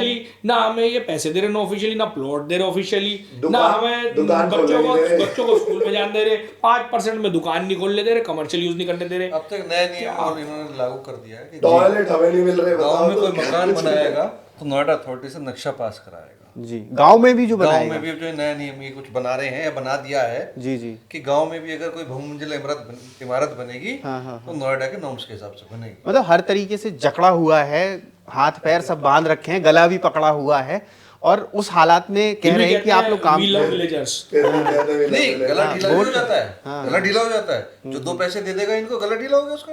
अच्छा, हाँ, कोई गलत बिल्डिंग बना रहा है, नोएडा बिल्डिंग बना रहा है जो है, बहुत ज्यादा उनके साथ उठना बैठना रहा है, इन्होंने बिजनेस किया है टाइम कोई, तो इनको मैं ये कह रहा कि सारी जमीन किसानों की है, जो नोएडा की जमीन भी है जिसका मुआवजा दे दिया, नहीं कर रहा अपने कब्जा, वो बेचारा जाके कोई ना कोई उस पर कब्जा करके बिल्डिंग बना रहा, आते हैं 2 पैसे लेके चले बना ले भी ये बिल्डिंग। ये भी हो रहा है, ये भी हो रहा है यहाँ पे। अच्छा, आप लोग नोवरा में जब काम करते तो बहुत तरीके के फ्रॉड्स भी आपको देखने को मिलते होंगे, ज़मीनों को रिलेटेड, किसानों से रिलेटेड, बिल्डर से रिलेटेड, मेनली कि फ्रॉड हो रहे हैं बहुत तरीके। किस तरीके के आज तक आप लोगों ने फाइंड आउट किए कि किस तरीके के फ्रॉड जो सबसे व्यापक तौर पर हो रहे हैं नोएडा में आज की डेट में प्रॉपर्टी के नाम पे, ये आप बताइए प्लीज। LMC। अच्छा, ये क्या है? अभी मतलब पिछले ही 1-1.5 महीने से हम, मैं और रंजन जी और हम तीनों कुछ मुद्दों पे गए थे, हम बात कर रहे थे, पता लगा रहे थे कि अब क्या होता है कि कुछ एलएमसी की चिन्हित जमीनें होती हैं हर गांव के पास, जिससे पब्लिक फैसिलिटीज के लिए या सुविधाओं के लिए बारात घर जैसे के लिए, ठीक है, बारात घर, स्कूल, खेल का मैदान, स्कूल या जैसे भी, मतलब वो आप ये कह सकते लैंड मतलब और म्युनिसिपल यूज। जन सुविधा के लिए जन जो- सुविधा। म्युनिसिपल यूज, पंचायती जमीन कह लो, ठीक है। एक बिल्कुल लेमैन में। ठीक है। तो वो जो जमीन है वो हर गांव के पास, तो हमने भी एक गांव से शुरू करा था एक्चुअली, कि हमने सोचा कि यहाँ पे हम ना एक स्टेडियम की, मतलब एक्चुअली पार्क की बात कर रहे थे कि एक क्रिकेट ग्राउंड बना देंगे तो बच्चे खेल लेंगे। पर जब पता चला कि उस खसरे की, जब पता करी, उन चीजों की पता करी, तो पता चला नोएडा के एक गांव से पता चला और गांव की एलएमसी की जमीनों पे तो कब्जा हुआ है लोगों का। गांव के लोगों ने ही कब्जा कर लिया है, अब अथॉरिटी अब वो वालों ने देखो, वो हम पॉइंट आउट नहीं कर सकते, किसी जगह पे गांव के हैं, किसी जगह पे बाहर के हैं, हम किसी का नाम नहीं ले सकते, किसी ने किसी ट्रेड दुश्मनी करी है, नहीं नहीं बट ये करी हो रहा है। हाँ, हो रहा है। तो ये भी बात है कि ना गाँव की हम ऐसी ऑर्गेनाइजेशन है जो संविधान विश्वास रखते हैं। बस। हमें ये पता है कि हम अपने अधिकारों की अगर मांग करें तो हम अपनी जिम्मेदारियों के बारे में बात करते हैं, फंडामेंटल राइट्स की बात करें तो फंडामेंटल ड्यूटीज़ की बात करते हैं। हमें पता है गलतियाँ गाँव वालों से भी होती हैं और हम उसको एक्सेप्ट करते हैं, जहाँ गलती गाँव वालों से होती है उसको भी हम बोलते हैं।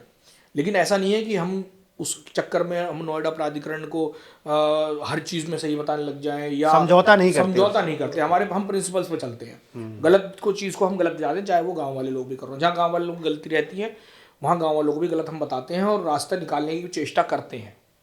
ठीक है, मैं आपसे एक चीज़ और क्योंकि अगर नोएडा की बात हो रही तो बिल्डिंग्स की भी बात होगी, बिल्डर्स की भी बात होगी, ऑब्वियस ये चीज़ें हैं।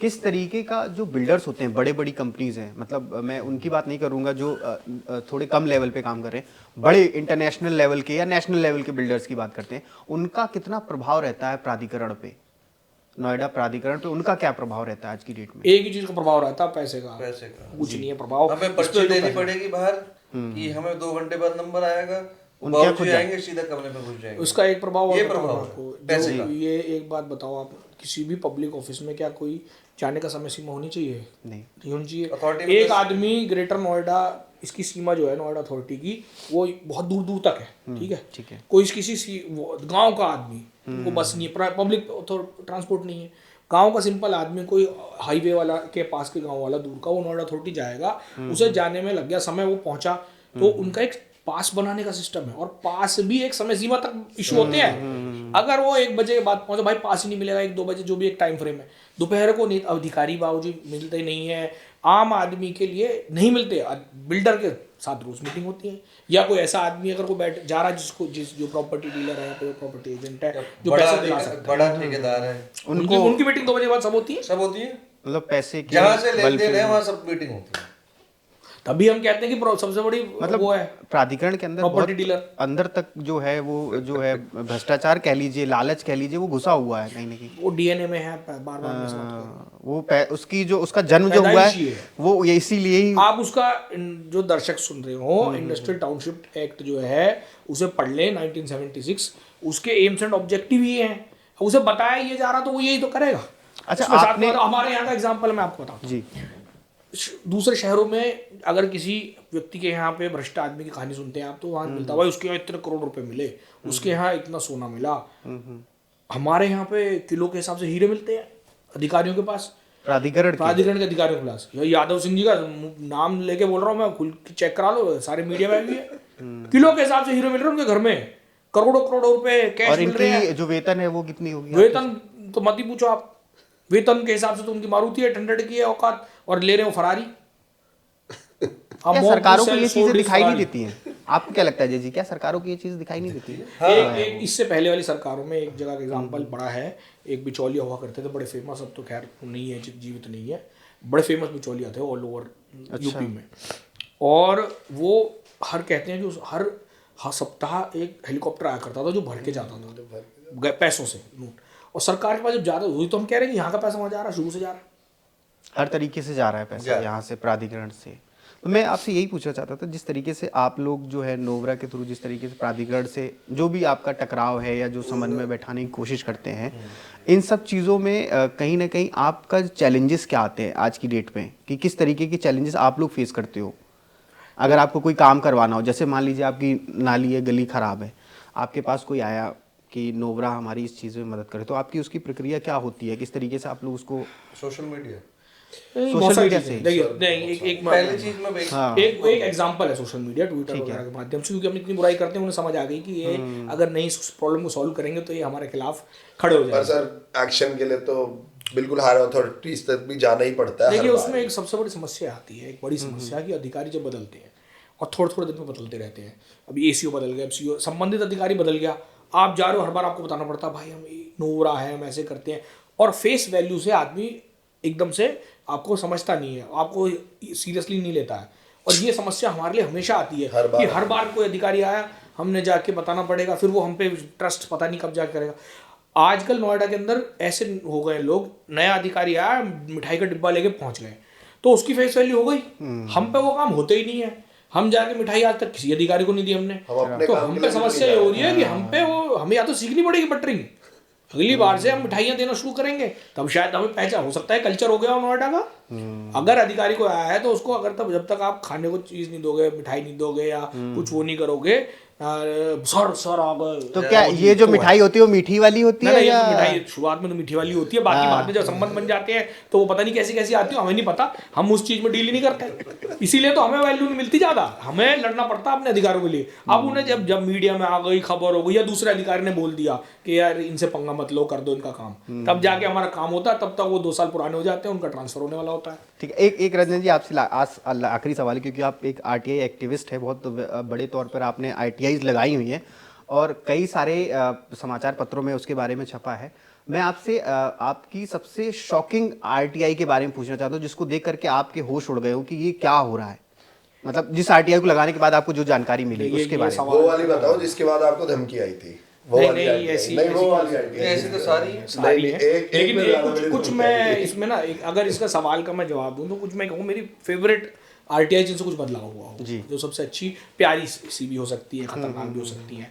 एक तो जो बदलाव वाली बात कह रहे हैं सब भाई लोग, वो नोएडा से संबंधित है, और मैं नेशनल आरटीआई भी बहुत लगाता हूं। जिसको सुन के देख के आपको लगा हो ये क्या हो रहा है? वो मैं बताऊंगा ना आपको जो हॉस्पिटल जाते हो, आप मॉल जाते हो, इनकी पार्किंग जो है, इसके बारे में आरटीआई लगाई थी कि भाई इनकी पार्किंग जो है वो उसका जो कॉन्ट्रैक्ट है नोएडा अथॉरिटी का और उनका, उसमें पार्किंग का क्या प्रावधान है, आप पार्किंग ले सकते हैं वो, तो उसका जवाब था कि नहीं ले सकते, पार्किंग इन्हें देनी पड़ेगी मुफ्त में, लेकिन लेते हैं हॉस्पिटल में। और बड़े बड़े अस्पताल, वो रेडियो पे चमक गई खबर, सब जगह आई, मीडिया में आई, और वो खबर सुन के जब वो रोज आने लग गई तो प्रेशर हो गया सारे हॉस्पिटल्स के ऊपर, सरकार के ऊपर, मॉल्स के वाले जो प्रबंधन है, भाई साहब मेरे पास फोन आ रहे हैं अलग अलग से जगह से कि भाई साहब बेटे को संभालो, पिताजी के पास फोन आ रहे हैं बेटे को संभालो। क्या ये सिर्फ जानकारी थी, धमकियां भी थी? वो इनडायरेक्ट धमकी थी कि कुछ सीनियर अधिकारी बहुत नाराज है नोएडा प्राधिकरण, ये बोला गया था मुझे। अब मैं नहीं कह सकता भाई देखो कि भाई वो जो कह रहे हैं कि वो सच्चाई है क्या है क्या नहीं, बट हुआ था ये, ठीक है। तो ये तो एग्जाम्पल के तौर पर शॉकिंग हुआ, लेकिन एक दो एग्जाम्पल मैं देता हूँ आपको। एक शेर की आरटीआई थी, शेर की जो शिकार है उसके खिलाफ मैं बहुत काम करता हूँ। तो शेर जो है वो कितने मारे जा रहे हैं, वो 10 साल का डेटा मैंने लिया, तो उसमें बहुत सारे 400 कुछ के करीब शेरों का शिकार हो रहा था 10 साल में। उसके बाद सबसे ज्यादा हो रहा था महाराष्ट्र में, तो तब थी चीफ मिनिस्टर उद्धव ठाकरे थे, उद्धव ठाकरे जी, तो उनके खिलाफ जो है वहाँ की अखबारों में छपा वो, और वहाँ जो है वहाँ की जो विपक्षी पार्टी थी उन्होंने पूरा हंगामा उतारा, और उसके बारे में उन्हें पूरा वहाँ के मध्य प्रदेश में 2nd नंबर पे, और पूरा का पूरा उन्हें प्रावधान ये करना पड़ा कि पूरी पॉलिसी चेंज हुई, और आज आप देखेंगे तो वहाँ पे शेरों का शिकार बहुत कम हो गया है।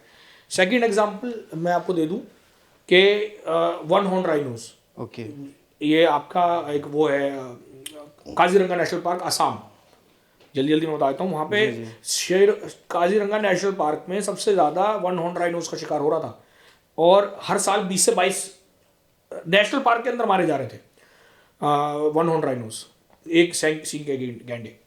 वहाँ पे जब मैंने आरटीआई लगाई तो वो सारे मीडिया में आई, पूरे ऑल ओवर, उसमें काजीरंगा की वेबसाइट पे आप देख सकते हैं। जब उसके बाद वो आई तो हमने मिनिस्ट्री को लिखा और असम के सीएम को लिखा, उसके बाद वहाँ से जवाब आया कि भाई हम इस पर काम करेंगे। उसके तुरंत बाद कुछ 3-4 महीने बाद ही 82 लोगों की स्पेशल राइनो प्रोटेक्शन फोर्स वहाँ रिक्रूट करी गई। आज 2023-24 में चीफ मिनिस्टर ने खुद अपने प्रेस कॉन्फ्रेंस करके बताया कि पिछले 2020 से लेकर 24 तक एक भी शिकार नहीं हुआ, एक भी, शून्य हो गया।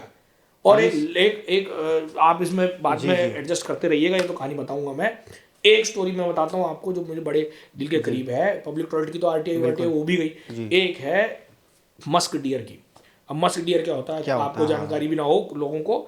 मस्क डियर होता है एक हिरन, उसको कस्तूरी हिरन कहा जाता है, शायद सुना हो लोगों ने। उसके पेट में एक ऐसी जगह होती है, वहाँ से उसे निकाल के उसका एक परफ्यूम बनाया जाता है। और हिंदुस्तान में वो हो चुका है बिल्कुल, एक खत्म, तरीके से विलुप्त हो खत्म चुका है, लास्ट बच रहे हैं कुछ लोग अंदर हैं। एकमात्र कस्तूरी हिरन हिंदुस्तान में Kufri, Himalayan natural resort Kufri में है। तो हमने उसके लिए, जब मेरे को पता चला कि अकेला बचा है, तो मैंने उसके लिए लड़ाई लड़ी। तो वो खबर आई, the loneliest musk deer in India, और वो खबर बहुत फेमस हुई, बड़ी इमोशनल हो। और ये लव स्टोरी, रोमांटिक एंगल समझिए। फिर हमने लड़ाई लड़ी, मिनिस्ट्री से लड़ाई करी, और आज जो है स्थिति ये है कि आज जो है वो स्पेशली क्योंकि मस्क डियर की प्रजाति समाप्त हो जाएगी, उसका ब्रीडिंग प्रोग्राम चल रहा है। महिला उसको बढ़ाने के लिए, महिला उनकी तादाद बढ़ाने महिला उसकी मित्र लाई गई हैं। तो हमें उम्मीद है कि जल्द ही वो ब्रीडिंग जल्द सक्सेसफुल हो जाए। बहुत सारे तो कस्तूरी एक हिरन ब्रीडिंग देखते हैं। एक कितनी बड़ी बात है, मेरे लिए बड़ी खुशी होती है इस चीज़ को सोचिए कि एक अगर प्रजाति मर जाए और उस प्रयास से, तो हमें तो कुछ नहीं पता। मुझे कई बार मीडिया वाले पूछते हैं आप यहाँ बैठे, तो मैं बार बार ये कहता हूँ यहाँ पे क्या, यहाँ तो नोएडा में दिल्ली में कोई जानवर नहीं है। मैं हाथी, चीते, शेर, गैंडे, मछली, डॉल्फिन के ऊपर भी आरटीआई लगाई मैंने, स्नो लेपर्ड के ऊपर लगाई, कितने सारी चीज़ों के ऊपर। तो कहते हैं आपको इनसे क्या फ़र्क पड़ता है? तो मैं बोलूँ भाई पर्यावरण तो सबका बराबर ही है, बॉर्डर थोड़ी देखता पर्यावरण, जगह थोड़ी देखता है। यहाँ पे सबसे ज़्यादा प्रदूषण हो रहा। तो ये जो चीज़ है, ये हमारी मेरे आरटीआई की जर्नी है जो मैं बात कर रहा हूँ, वो लड़ाई अभी भी चल रही है कई जगह वो चले जाएगी। रंजित जी, जिस तरीके से अभी हमने देखा कि अजय जी बहुत ही अर्जेंटली गए हैं किसी मुद्दे को सुलझाने के लिए, उनको अभी कॉल आ रहे थे काफी देर से। तो इस किस तरीके के ये काम होते हैं जिसमें आप जाना पड़ता है आप लोगों को अर्जेंसी में? या देखिए बहुत सारे, क्योंकि देखिए एक हमारा छोटा सा संगठन, शुरुआत छोटे संगठन से हुई, और हम लोगों को जो है धीरे धीरे लोगों ने एक्सेप्टेंस देनी शुरू कर दी है। शुरुआत में तो एक्सेप्टेंस भी नहीं थी, उन्हें भी लगता था कि जैसे नोएडा अथॉरिटी ने हमें ठगा, या नोएडा जो इनकी हो सकता है कुछ अलग तरीके की एक्सपिरेशंस हो, अलग तरीके के कुछ विचार हो, कुछ ये पाना चाह रहे हो, पर्सनल एम्बिशंस हो। ऐसे लोगों को विश्वास नहीं हुआ था हम लोगों की कार्यशैली पर पूर्ण रूप से, मतलब शुरुआत में थी लेकिन फिर भी, लेकिन धीरे धीरे लोगों पर हम पे अब विश्वास हो गया। बहुत सारी समस्याओं के लिए हमें कॉल आते हैं, कभी किसी गांव की पंचायतों में हमें जाना पड़ता है। पंचायत का अर्थ ये नहीं कि ग्राम पंचायत, जो पंचायत गांव में आज भी वो प्रणाली समस्याओं को सुलझाने के लिए, समस्याओं को बैठ के आर्बिट्रेशन की तरह बैठे हुए हैं। तो अजय जी का बड़ा गाँव है, पुनीत जी का है बड़ा गाँव, हमें बुला लिया जाता है कि एक समस्या है, दो पक्षों में अगर कोई विवाद है तो उसके निस्तारण में हम प्रयास करते हैं। यहाँ तक कि नोएडा पुलिस कमिश्नरी के आने के बाद कम्युनिटी पुलिसिंग में हमारा योगदान है।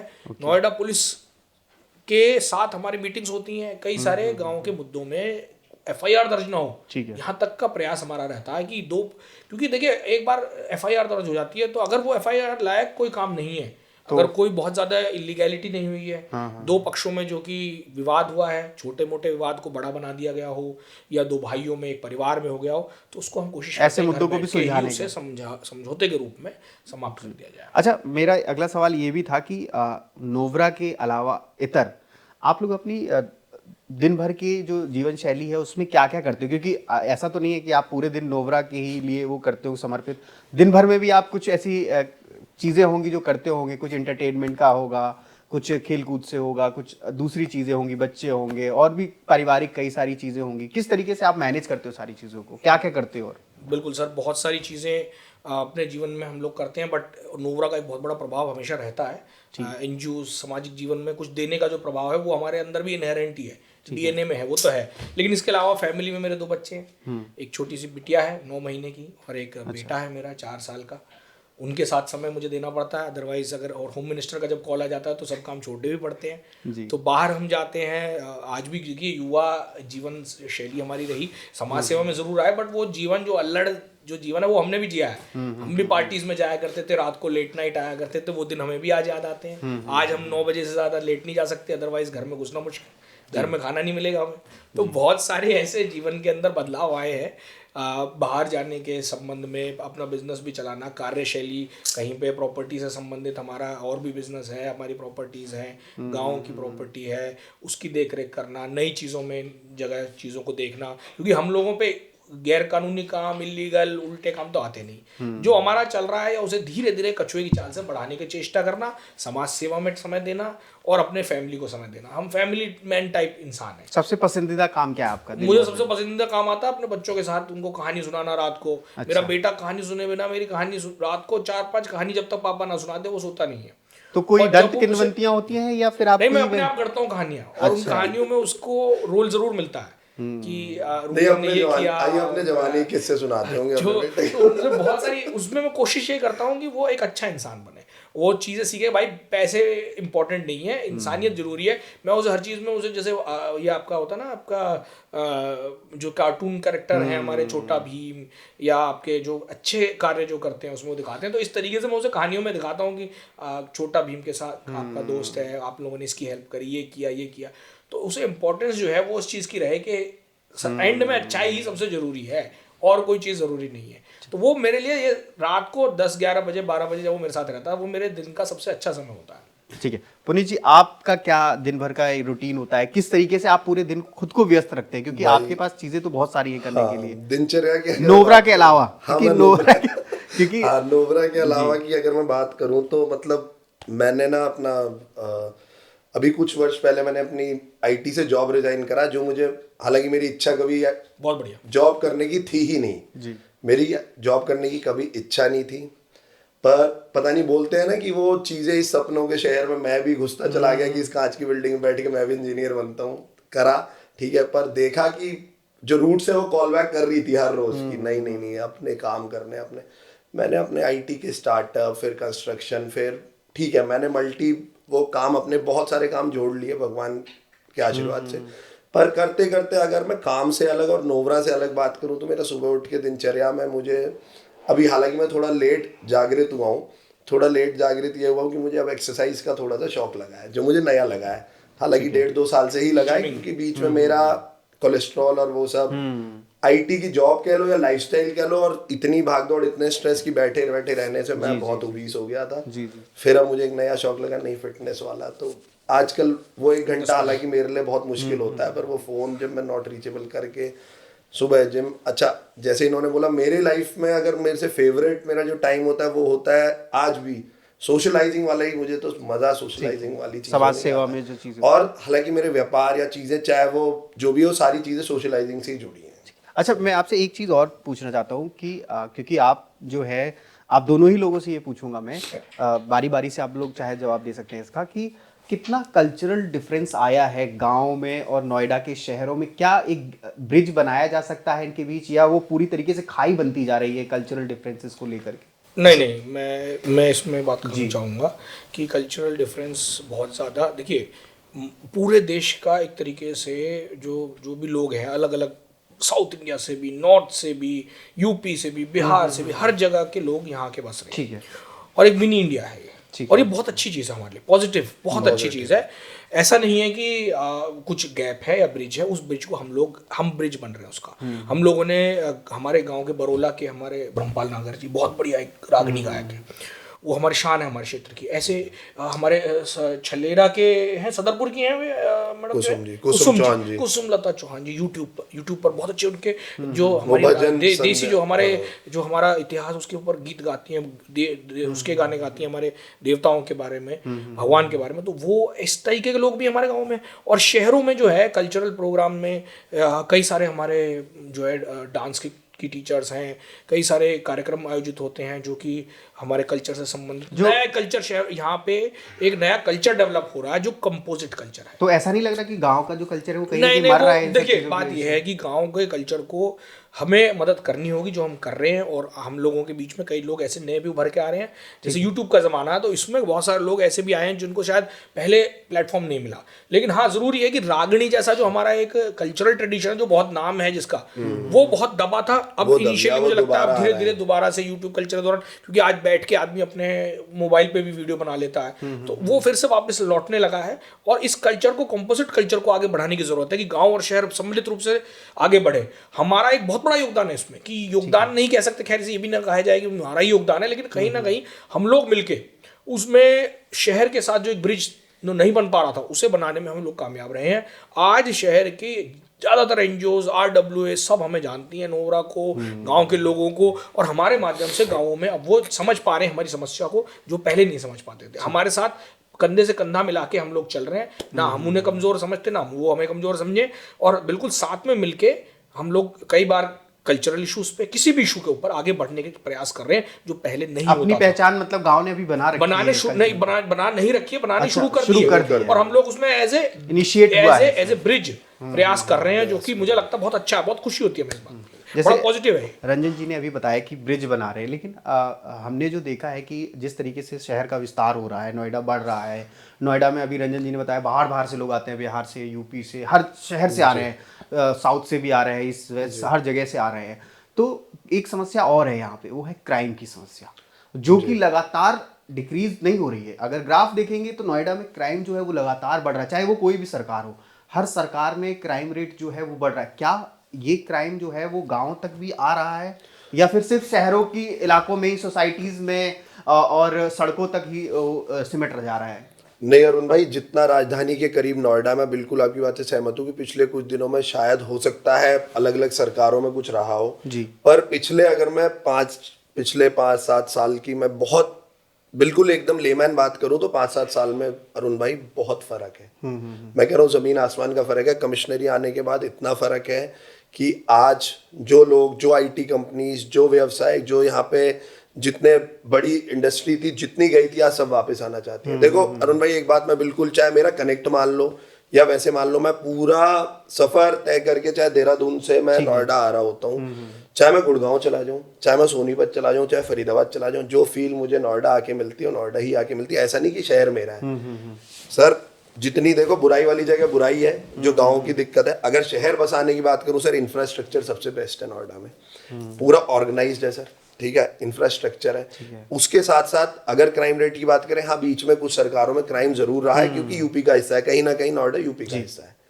पर आज मैं अगर बात करूं, अब हमारी माननीय नरेंद्र मोदी जी की सरकार में अगर मैं बात करूं अब तो नोएडा का हालात ये है सर कि सब, हर आदमी यहाँ व्यवसाय करना चाहता है। और आज मैं बड़ा एक छोटी सी बात कहता हूँ कि गुड़गांव में अगर कमेलियास है ना सर, तो यहाँ कमेलियास से पीछे नहीं है। साउथ के जो रेप्यूटेड बिल्डर्स हैं, जितनी बड़ी इंडस्ट्री वापस आ रही है। अच्छा, जिस तरीके से गुड़गांव जब बसाया गया, जो मैं सवाल इसमें मैं इस सवाल को मैं एक अपना व्यू पॉइंट और देना चाह रहा हूँ कि ये जो बात कह रहे हैं ना कि भाई जो आप कह रहे हैं, आपने जो बोला वो स्ट्रीट क्राइम से रिलेटेड हो सकता है। हमने वो समय देखा है जब इससे पिछली सरकारों में यहाँ पे हमारे जो योगी आदित्यनाथ जी, माननीय मुख्यमंत्री जी, उनकी तारीफ करनी पड़ी। हमारे यहाँ पे लॉ एंड ऑर्डर सिचुएशन जो है वो ट्रांसफॉर्म हुई है बहुत हद तक। ठीक है, सीनियर ऑफिसर के साथ हमारा IPS अधिकारियों के साथ डायरेक्ट कांटेक्ट रहता है, वो सुनते हैं हमारी बात। पहले नहीं था ऐसा जी। और स्ट्रीट क्राइम बढ़ता है हर शहर में, नया जब शहर बढ़ता है तो स्ट्रीट क्राइम बढ़ता है। स्नैचिंग, ये वो मोबाइल चीजें, छीना झपटी है, ये सब चीजें बढ़ती हैं। ये तो टेक्निकल है, बड़ा नॉर्मल सी बात है। लेकिन जो नॉर्मल जो क्राइम होता था, हम लोग भी अगर वहाँ कहीं से बाहर आ रहे हैं ना, हमें निकलना मुश्किल हो जाता था। हमारे पीछे बाइकें लग जाती थी, चोरों वाली स्थिति हो गई थी। हाँ, गाँव का हमें बताना पड़ता था, और यहीं क्या तुझे बता देंगे, तो वो समझ आता था। और गाँव के आसपास जब बाइक लगती तो दिख गया कि गाँव का आदमी है, तो बच जाता था। अदरवाइज लूट खसोट ऐसी देखी हमने, हमारे गाँव के लोग खूब पिटे, हमारे खुद के फैमिली मेम्बर के साथ लूट हुई है, ऐसी स्थितियाँ भी हमने देखी हैं। और जो बढ़ रहा था शहर तब भी देखी है। लेकिन 2017 के बाद सबसे योगी जी का डंडा चला है, तब से चीजों में बहुत बदलाव है सर। इसमें कोई दो राय नहीं है, इसमें कोई दो राय नहीं है कि लॉ एंड ऑर्डर सिचुएशन में बहुत बढ़िया हुई है, इंप्रूव हुई है। कमिश्नर मैडम भी हमारी बहुत सख्त है। और हरियाणा के आज कहते हैं, अगर कोई, चाहे वो कोई भी गैंगस्टर है, चाहे छोटा मोटा चोर बदमाश कोई भी है, वो कहते हैं यूपी में ना हो बस। नहीं, यहाँ तो गोली लगती है सीधा। यहाँ तो इलाज बांधना, योगी सीधा पैर में गोली को इलाज बांधना बहुत जल्दी आता है, गाड़ी पलट देने और चाहे गाड़ी पलट जाएगी चाहे जैसे। पर आप ये बात समझो, इन्हीं वजहों से दोबारा नोएडा अपने मतलब चमक रहा है, ऐसा चमक रहा है, सिंगापुर से पीछे। ये बात, यही तो बात हो रही है बार बार। हम फिर आप कहोगे कॉन्ट्राडिक्ट कर रहे हो, गांव को तो आप बुरा बता रहे हो, शहर को इंफ्रास्ट्रक्चर अच्छा है, गांव की स्थिति अलग है बिल्कुल। वहां अगर जाओगे तो अलग दिखेगा, और शहर के अंदर आप घूमोगे तो अलग दिखेगा। यही चीज को हमें बदलना है। ठीक है, मैं आपसे एक सवाल ये भी पूछना चाहता हूँ कि आप जो नोवरा है, जो आपने बनाया, नोएडा विलेज जो एसोसिएशन है, वो आपने जो बनाया है, इसके पीछे की आपकी असल मंशा क्या है? मतलब ऐसा तो नहीं है कि सिर्फ आप समाज सेवा करना चाहते हैं, इसके पीछे की असल मंशा क्या आपकी राजनीति में जाने की है? क्यों हम राजनीति में क्यों नहीं जा सकते? क्या राजनीति जो है वो भ्रष्ट लोगों के लिए, गलत लोगों के लिए बनी हुई है? राजनीति से देश चल रहा है, डेमोक्रेसी चल रही है, डेमोक्रेसी से हमारा पूरा लोकतंत्र से हमारे जो है देश का सिस्टम ही लोकतांत्रिक है। चुने हुए लोग ही आगे बढ़ सकते हैं, वही बदलाव ला सकते हैं। अब हम LLB PhD करके अच्छे सम्रांत तरीके से अगर देश में मेहनत करके आगे बढ़ रहे हैं और हमें मौका मिलेगा तो हम राजनीति भी करेंगे। नहीं, राजनीति हमें बनाओ प्रधानमंत्री, हमें बनाओ प्रधानमंत्री। हम भी जब हमारे नरेंद्र मोदी जी चाय बेचते हुए प्रधानमंत्री बन सकते हैं, योगी जी उत्तराखंड से आके यहाँ पे जो है चीफ मिनिस्टर बन सकते हैं, तो एक पढ़ा लिखा नौजवान मुख्यमंत्री, एक CM, होम मिनिस्टर, हम क्यों नहीं बन सकते? हम भी बनेंगे अगर मिलता मौका तो। करेंगे जब अवसर देंगे। हाँ, लेकिन हम चाहते हैं, हमारी चाहत में और सच्चाई में फर्क है। या तो खत्म ही कर दी, कहीं ना कहीं इंटेंशन आप लोग का है। देखो सिंपल बात ये है कि जब नर्सरी कोई नहीं पढ़ता, आप नर्सरी में ना पढ़ो तो 12वीं पास कर लोगे, नहीं करोगे ना। जब हमारी ग्राम पंचायत समाप्त हो गई, म्युनिसिपल सिस्टम कुछ है नहीं, सीधा MLA तो बन नहीं सकते, क्या करेंगे? तो हमें लेकिन हमारे ये सपने रह जाएंगे। लेकिन आपकी यहाँ पर भी मैं सवाल पूछना चाहता हूँ कि आप जो आज जिस स्थिति में हैं, कहीं ना कहीं आप लोग क्या नाम है, गांव की जो स्थिति है उसके लिए अथॉरिटी को जिम्मेदार ठहराते हैं, लेकिन आपको नहीं लगता कि अथॉरिटी की ही वजह से जो है आज आप लोगों की भी कहीं ना कहीं पहचान बनी है? अथॉरिटी सिर्फ बुरा तो नहीं हो सकता, कहीं ना कहीं आप लोग अथॉरिटी पे जो हमले करते हैं वो अच्छे भी काम करती है अथॉरिटी, तो क्या इस तरीके से भी देखा जाए कि आप लोगों की जो पहचान है वो अथॉरिटी की ही वजह से आज बन पाई है? क्योंकि अगर अथॉरिटी नहीं होती, यहाँ गांव ही होते, आपको अवसर नहीं मिलता, किसानों को अपनी ज़मीनों को वो करने के लिए अवसर नहीं मिलते। किसान, एक गांव में किसानी करने वाला जो बच्चा है वो नोएडा जैसे शहर में उनको पढ़ा नहीं सकता अपने बच्चों को, है ना? लेकिन आज जो नोएडा के गांव है, वहाँ के किसान एटलीस्ट उनके पास आज अपना घर है इतने बड़े शहर में, वो रोज़गार अपना कर सकते हैं। यहाँ पर तमाम तरीके के रोज़गार हैं। क्या आपको नहीं लगता कि ये सब अथॉरिटी की वजह से संभव हो पाया? देखिए, इसमें 2-3 बातें हैं। पहली बात तो ये कि भगवान राम ना होते अगर वो युद्ध न लड़ते रावण से, है ना? रावण भी इसीलिए बना कि उसने, राम जी ने उससे युद्ध लड़ा। तो अब नोएडा प्राधिकरण से जो है हमारी लड़ाई है वो सीधी सीधी ऐसी ही है, ये समझ लीजिए। ऐसा नहीं कि नोएडा प्राधिकरण है तो हम हैं, नोएडा प्राधिकरण नहीं था तब भी हम खुश थे, ऐसा नहीं है, शांति थी बहुत। आप हमारा पुराना नोएडा हमें लौटा दो, नोएडा तो 76 में आया है और हम लोग तो यहाँ पे 400-500 हज़ार साल से रह रहे हैं। तब क्या हम लोग जी नहीं रहे थे? तब क्या हमारी जिंदगी बेकार थी? हम तब भी अच्छी तरीके से जिंदगी जी रहे थे, बहुत शांति थी, प्रदूषण नहीं था, बहुत अच्छी लाइफस्टाइल हुआ करती थी, शांति से जीते थे, एक दूसरे के साथ प्यार में जीते थे, कोई क्राइम नहीं था तब भी। हम गाँव में हमारे गाँव के बच्चे जो है वो खेतों में जाते थे 3-3 किलोमीटर तक, कहीं भी कोई कुछ नहीं कहता, कोई मतलब ही नहीं। लड़कियां महिलाएं चली जाती थी, आज चले जाओ। तो ये जो चीजें हैं, ऐसा नहीं है कि नोएडा आ गया तो अब भाई अलग ही प्रभाव हो गया, फायदे भी हुए नुकसान भी हुए। हम ये भी नहीं कह रहे नोएडा अथॉरिटी बहुत अच्छी है या बहुत बुरी है, हम तो फिर भी कह रहे हैं कि बैलेंस करके चलने वाली बात है। नोएडा प्राधिकरण भी अच्छा है, अच्छी बात है, और हम लोग भी अच्छी तरीके से जो है जिए, वो भी अच्छे तरीके से काम करें, हमारे लोगों को जीवन को एक लेवल पे तो रखें, सस्टेनेबल तो बनाए।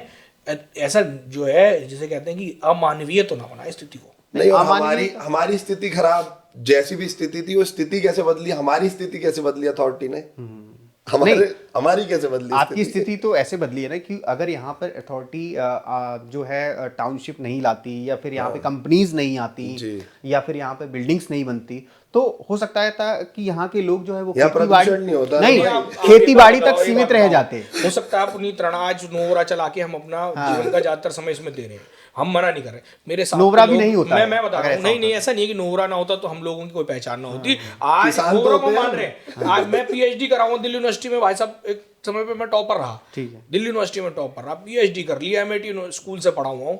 मुझे जो है लंदन स्कूल ऑफ इकोनॉमिक्स से ऑफर आया हुआ था, लंदन स्कूल ऑफ इकोनॉमिक्स में पढ़ के मैं शायद आज विदेश में बैठ के मस्ती का जीवन जी रहा होता। ये विदेश में जाने का इनको कितनी बार ऑफर आ चुका है, पूछ लो इनसे आप। हम लोगों को ऑफर नहीं आया क्या? हम लोग जीवन जिंदगी में बहुत मजे लेने वाली जिंदगी कर सकते थे, और ऐसा नहीं है कि हम लोग तब कुछ और ना कर, कुछ और भी हो सकता था, हो सकता हम कुछ और ही कर लेते और बहुत अच्छा भी कर सकते थे। लेकिन हम अपना समय जो इसको दे रहे हैं, इसका अर्थ ये नहीं कि हमें कुछ इसकी मंशा है, एक लेकिन पॉलिटिकल मंशा तो है, आपने ये स्वीकारा है। स्वीकार करा हमने। लेकिन ये भी तो हो सकता है, मंशा रखना गलत है? नहीं, लेकिन ये भी तो हो सकता है नोएडा अथॉरिटी कंधों पे चढ़ के आप ये मंशा को पाना चाहते हैं। नहीं, ऐसा कुछ नहीं है।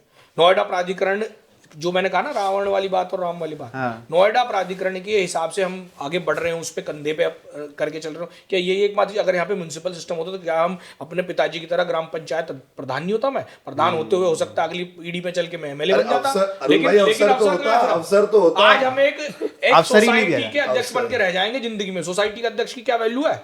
संवैधानिक पद है क्या ये? कोई कुछ भी नहीं है। हम इससे बदलाव ला सकते हैं क्या? तो आप लोग चाहते हो कि यहाँ पे ये पॉलिटिकल जो इंटरफेरेंस है वो बढ़े, आप लोग राजनीति में आए और यहाँ के जो चीजें हालातों को बदलें? देखिए, अगर राजनीति में हमें मौका मिलेगा, मिलता, हम लड़ाई भी लड़ रहे हैं तो 100% आएंगे और गलत लोगों को बाहर निकालेंगे, वीड को बाहर निकालेंगे, अच्छे तरीके से लड़ेंगे और आगे बढ़ेंगे और शहर को आगे बढ़ाएंगे। अगर दूसरे लोग इस पे काबिज हो गए ना, राजनीतिक लोग, जो राजनीतिक ब्रीड है वो नहीं बनना चाहते। राजनीतिक रूप से हम आगे बढ़ाना चाहते हैं शहर को। अगर हम जिस तरीके से काम कर रहे हैं, हमारी हिस्ट्री देख लो, काम में कितने कार्य हमने लोगों ने लड़ झगड़ के करे हैं। अगर अच्छे लोग राजनीति में आएंगे तो कोई बुराई नहीं है, देश आगे बढ़ेगा। एग्जाम्पल सेट करेंगे, नोएडा को एक आइडल बनाएंगे कि हाँ ये सच में ही लोकतांत्रिक शहर है। ऐसा शहर नहीं है कि बस जिसमें शहर के लोगों के लिए लोकतंत्र, शहर के लोगों की विकास है, गांव के लिए भी है, सबके लिए है। अरुण भाई, कोई अपना तो आएगा, अगर अवसर मिलेगा तो कोई अपना तो आएगा ना। लेकिन फिर पुनीत भाई, जो इस गांव इस चीज को, इस फीलिंग को जब से डिस्कस कर रहे हैं अथॉरिटी,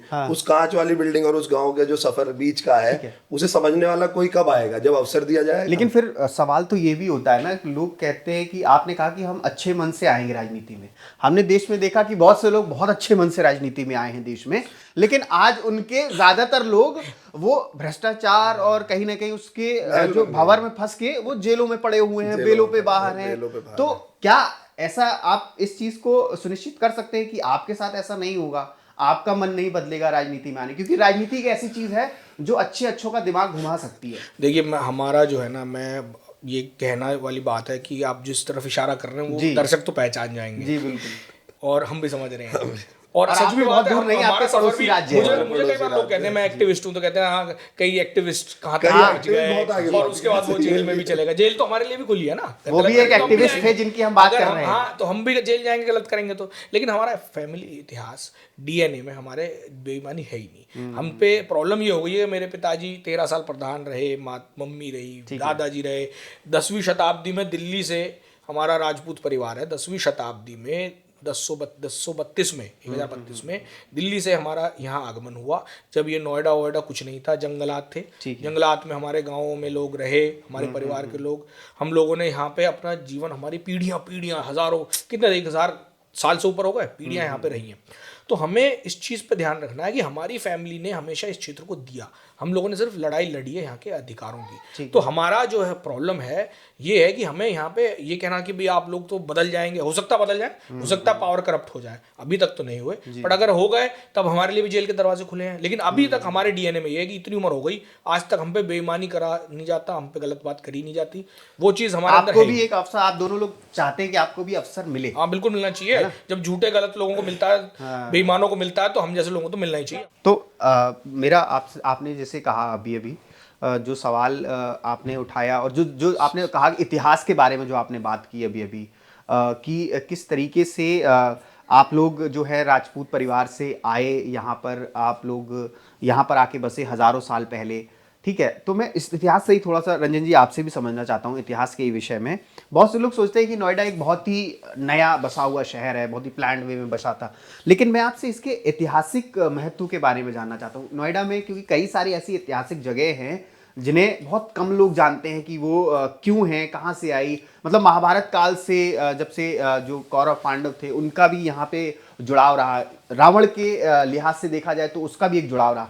तो इस पर आप थोड़ा दृष्टि डालेंगे, रोशनी डालेंगे कि नोएडा जो है पौराणिक वो क्या था उसका? देखिए, नोएडा जो क्षेत्र है ठीक, ये इसका पौराणिक महत्व बहुत जो है, आप समझिए खांडव वन जिसे कहा जाता था। यहाँ पे जो इंद्रप्रस्थ था, नाम था दिल्ली का, तो पांडव हमारे पूर्वज ही थे, बल्कि अगर कहा जाए तो हमारे परिवार के पूर्वज ही हमें माना जाता है। तो जब खांडव वन इस क्षेत्र को कहा जाता था, यहाँ वो आखेट करने आते थे।